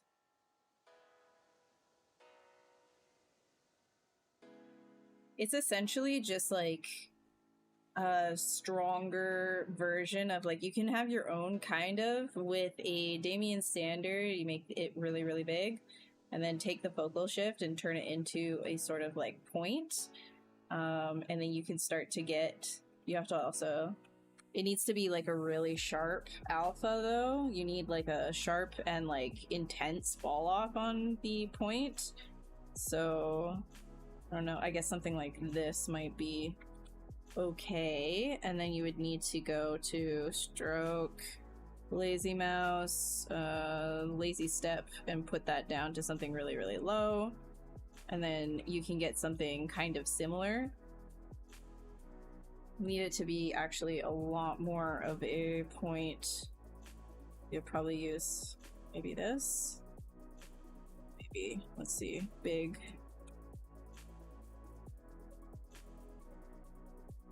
Yeah, it's not quite the same though, so I would just say go grab the one from Pablo Munoz Gomez if you want that. Thought that there was like a tighter one here. Pretty sure there is, and I'm just kind of blanking right now because I'm tired. It needs to be like a super intense point in the center, not like that, and then like super light on the outside. Go to alpha, modify, contrast. Now I just kind of want to know if I can give it more radial tape maybe, and then streaks.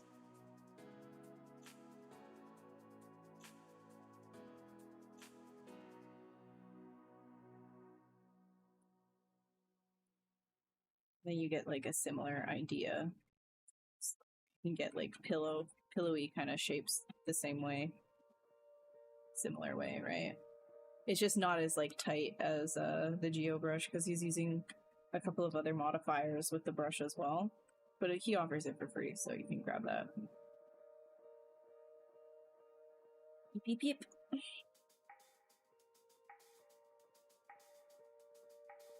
Mm-hmm.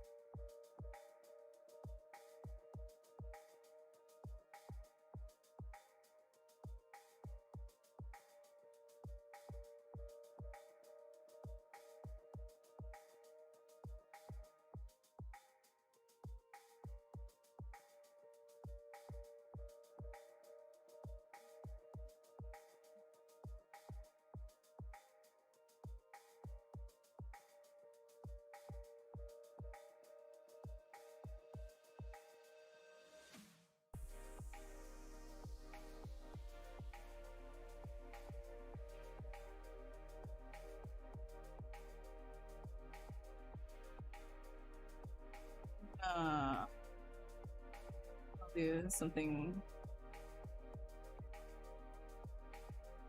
Give that a little bit of something something. A little bit of something something.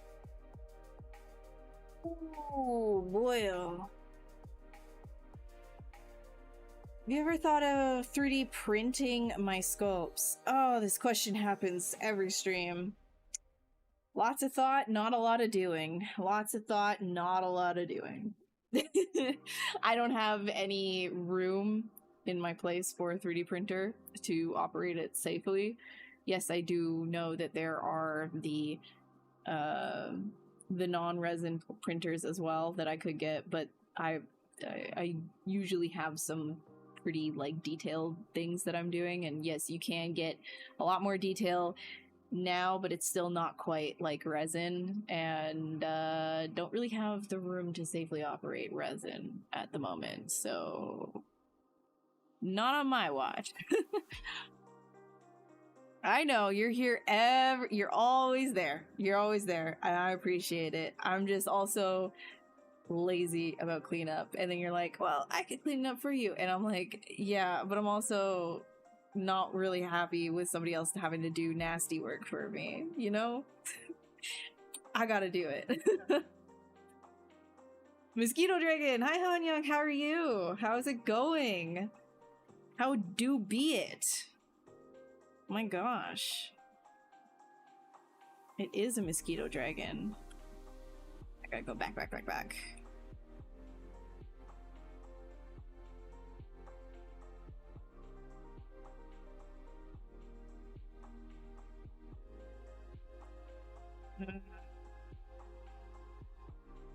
Oh man, the tired.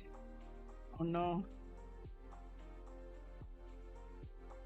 think what I'm gonna do, I'm gonna go and eat before I ruin this, totally ruin this. I'm not gonna ruin it, but it's just like,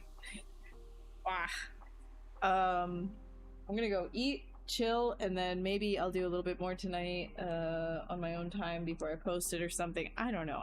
Maybe I'll just drop it. We'll see. I don't really know, but it's dragon month, so we're doing them dragons. How's the traditional painting going? It's good. I gave away already the one that I had been working on back there. You can't even see. There's nothing back there now, but you guys are not gonna see it. It's a personal thing for somebody, my family. So, but yeah, it's good. I like it a lot. I like my little station there. I like being able to have a different thing to do that is not digital. That is great. And it just, like, it's one of those things where you just get sucked into it. Like, yeah, you can get like obsessive over 3D art, but there's something about actually just the tactile nature of paint and doing it directly with your hands that is just, it is not the same. It's different. It's different for sure. And I really like it. Really, really like it. Cleaning up other people's work. I know, but I don't feel comfy with it. Maybe some consideration into that, right? It's fine. It's fine. All right, I'm gonna put this on the screen right now, like so. This was our dude tonight. Lots of fun. Yay. Yeah, so if you're interested in any of my future streams, as always, links right here, acubed.art/links. I will give you that in the chat as well. And if you're interested in the other amazing artists that also stream on this channel, lots of different workflows. It's not just like me and my woo-woo, you know? If you're interested in all of their amazing workflows as well, definitely check out the Maxon stream. So if you follow on their YouTube channel or on Twitch as well, you will be able to see whenever somebody is going live on this channel, because this one isn't mine. Mine is out of commission currently, but maybe it'll come back. Maybe. I don't know. Anyways, I'm gonna go eat, and I'll see you again in probably 2 weeks from now, meaning September the 3rd. I should be back for another stream, and maybe it won't be a dragon this time because August was Dragon Month. All right, you're getting dengue looking. Nice, dude. You're getting malaria just looking at. Nice, dude. Nice. That's sick. Okay. Go get your shots. All right. Bye, everybody. Have a great rest of your evening. I'll see you in the next one. Thank you so much for stopping by. Toodles. Bye-bye.